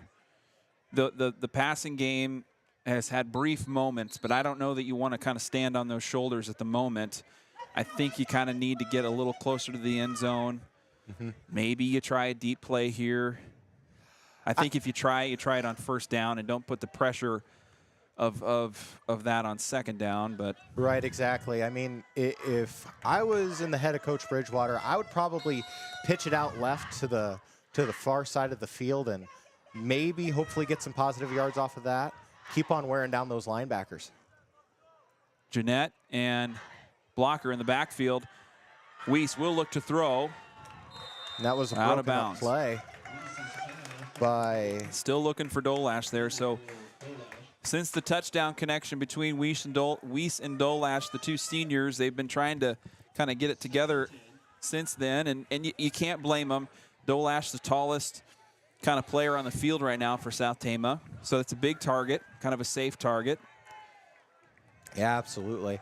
I mean, but something like this is something that you discover in this week too. I would almost think that they're going to do more throw plays once week 3 comes around. Especially they're going to start practicing running those routes. And Weiss flushed out of the pocket, going down the middle, tried to get it to Jeanette, and it goes into the turf, incomplete. Almost at that point, I wonder if you just would tuck it in and run, because I don't think there was like a linebacker in like 4 or 5 yards of him. No, and they've got enough time to where, I don't know, I would have liked to see some runs there on one of those first 2 downs, but now we're looking at a 3rd and 10. You have to go to the air here pretty much. And it's 4th down territory, so they're going to go for it on 4th just because they have to. But absolutely, yeah, with under 4 left to play. Dolash again in that slot. Pressure coming. Weiss down the sideline. Picks it up. Tyrus Clegg picks it out of the air. First down, Trojans. Excellent job right there. Again, Weiss able to do his staple of rolling out to the left, kind of looking like a little mobile quarterback there, set his feet, plant it right towards the numbers. Clegg able to make that athletic play, take it out of the air, bring it down, first down, South Tama. Here we go, again, back in the shotgun. 1st and 10, Weiss going right now, 2 defenders, flag out, and Weiss goes down near the 50.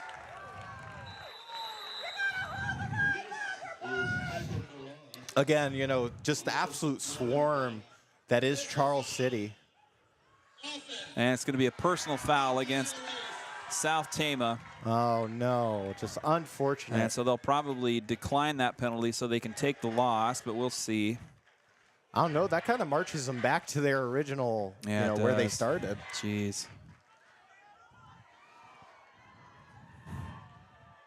And it looks like Blocker's trying to make a case here, trying to see, Talk to the ref, but there it's going to stand, and still the pressure there from 3 different Charles City blitzers that were right in the face of Daniel Weiss and nowhere to go. Yeah, that's the unfortunate thing when you have so many receivers out in the slot, is just, when Charles City brings that blitz, there's no one that can pick it up on the O-line there, and it's just either get it out of your hands quick or roll it out. And they're still conferring.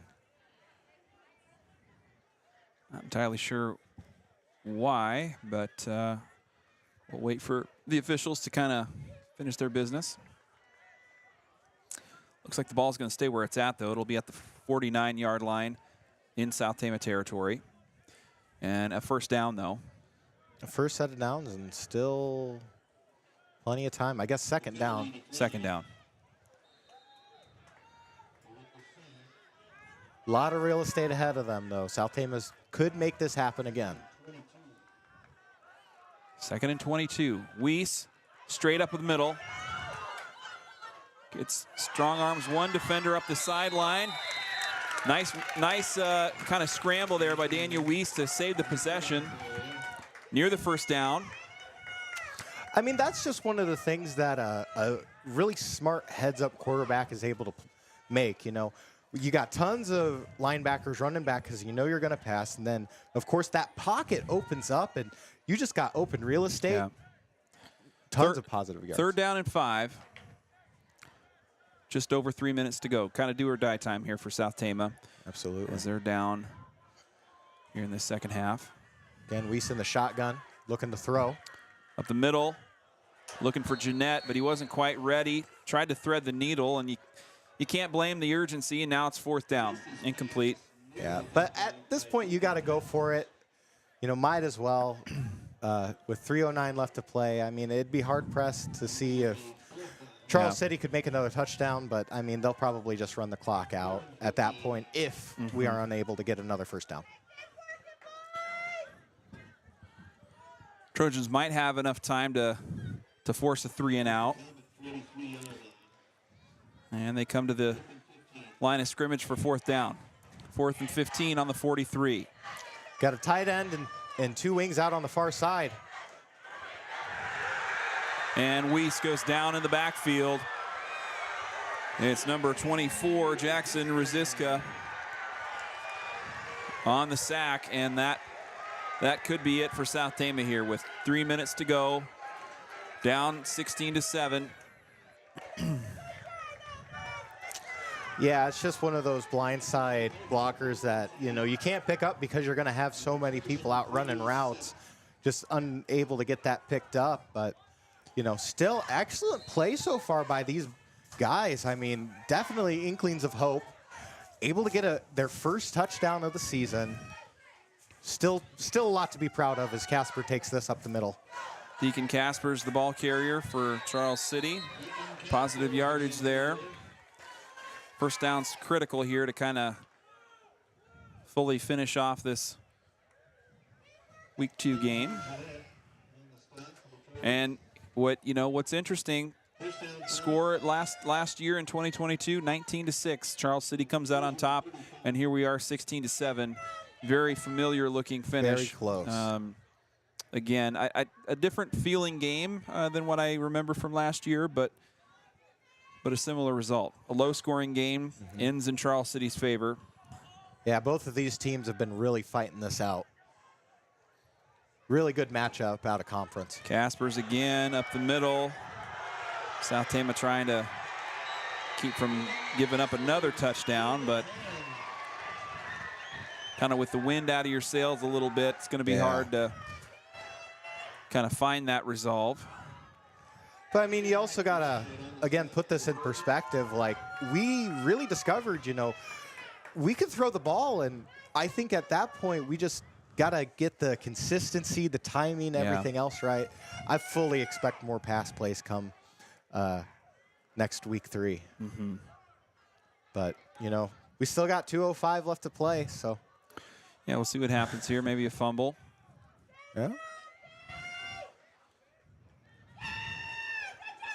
Casper's getting stuffed up in the back line there with no gain. Actually, maybe one yard out of the loss. 2nd and 10 now with 1:39 left to play. And again, I assume that Charles City's just going to try and run out this clock.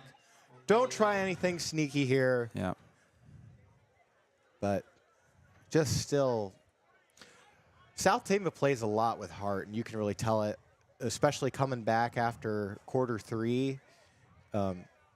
Getting that touchdown from Weiss to Dolash, just fantastic play. Fantastic series, especially because that was the same one that Bridgewater got injured on. Right. So able to come back, fight back with a player down, and excellent job. Trojans call a timeout.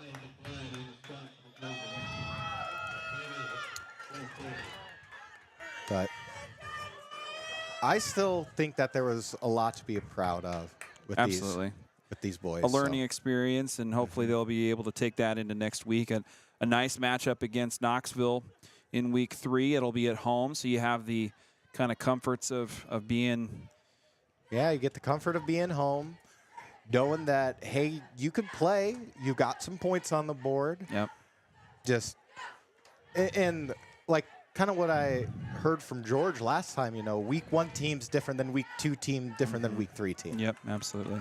And I expect to see that. One more couple plays here.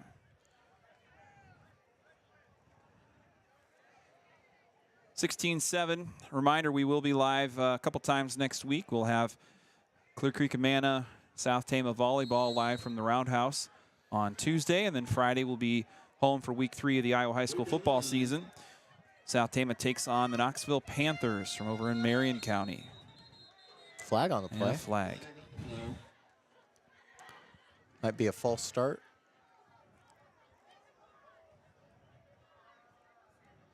Yep, false start on Charles City. And a reminder, if you're coming out to the volleyball game, make sure to bring some non-perishable food items. It's going to be a special food drive night for the STC volleyball team, supporting our local South Tama Food Pantry. A very needed resource, 1 or 2 different food pantry resources at work and available in the South Tama area. I don't have any hard numbers kind of right in front of me here, but I do know that food insecurity is a very real issue in Tama County.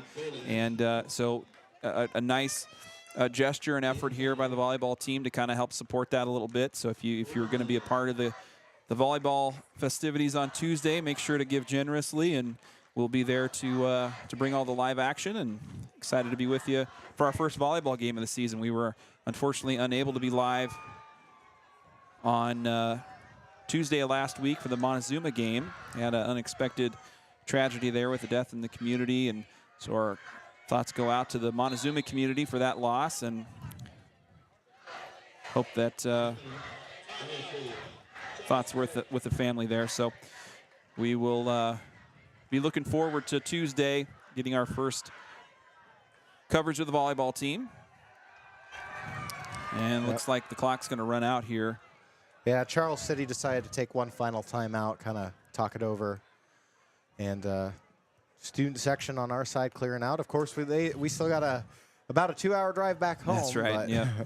But still, the boys shouldn't hang their heads. It was a really good game. Really got it close within 3 points by the 3rd quarter. And just unfortunate, wasn't able to connect on some of those pass plays. Was able to get some production on the run, especially having Bridgewater out. Yeah. But still, lots of things to be proud of.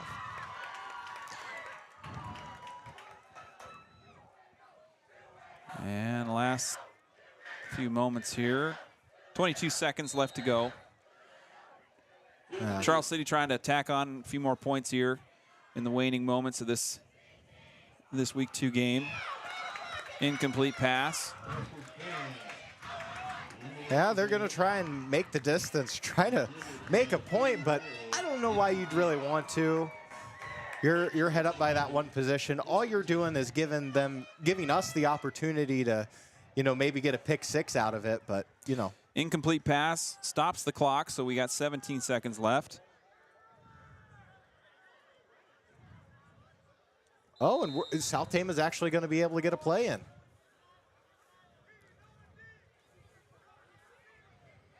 What an interesting turn of events. So South Tama, 17 seconds, buried in their own red zone.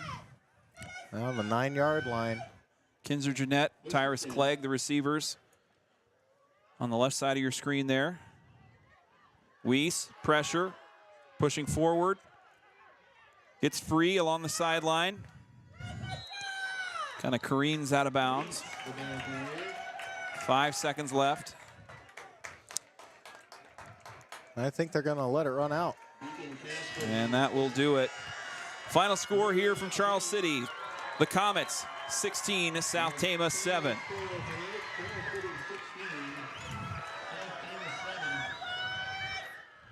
We'll be right back with a quick post-game wrap-up. Thanks for being with us on Trojan Country.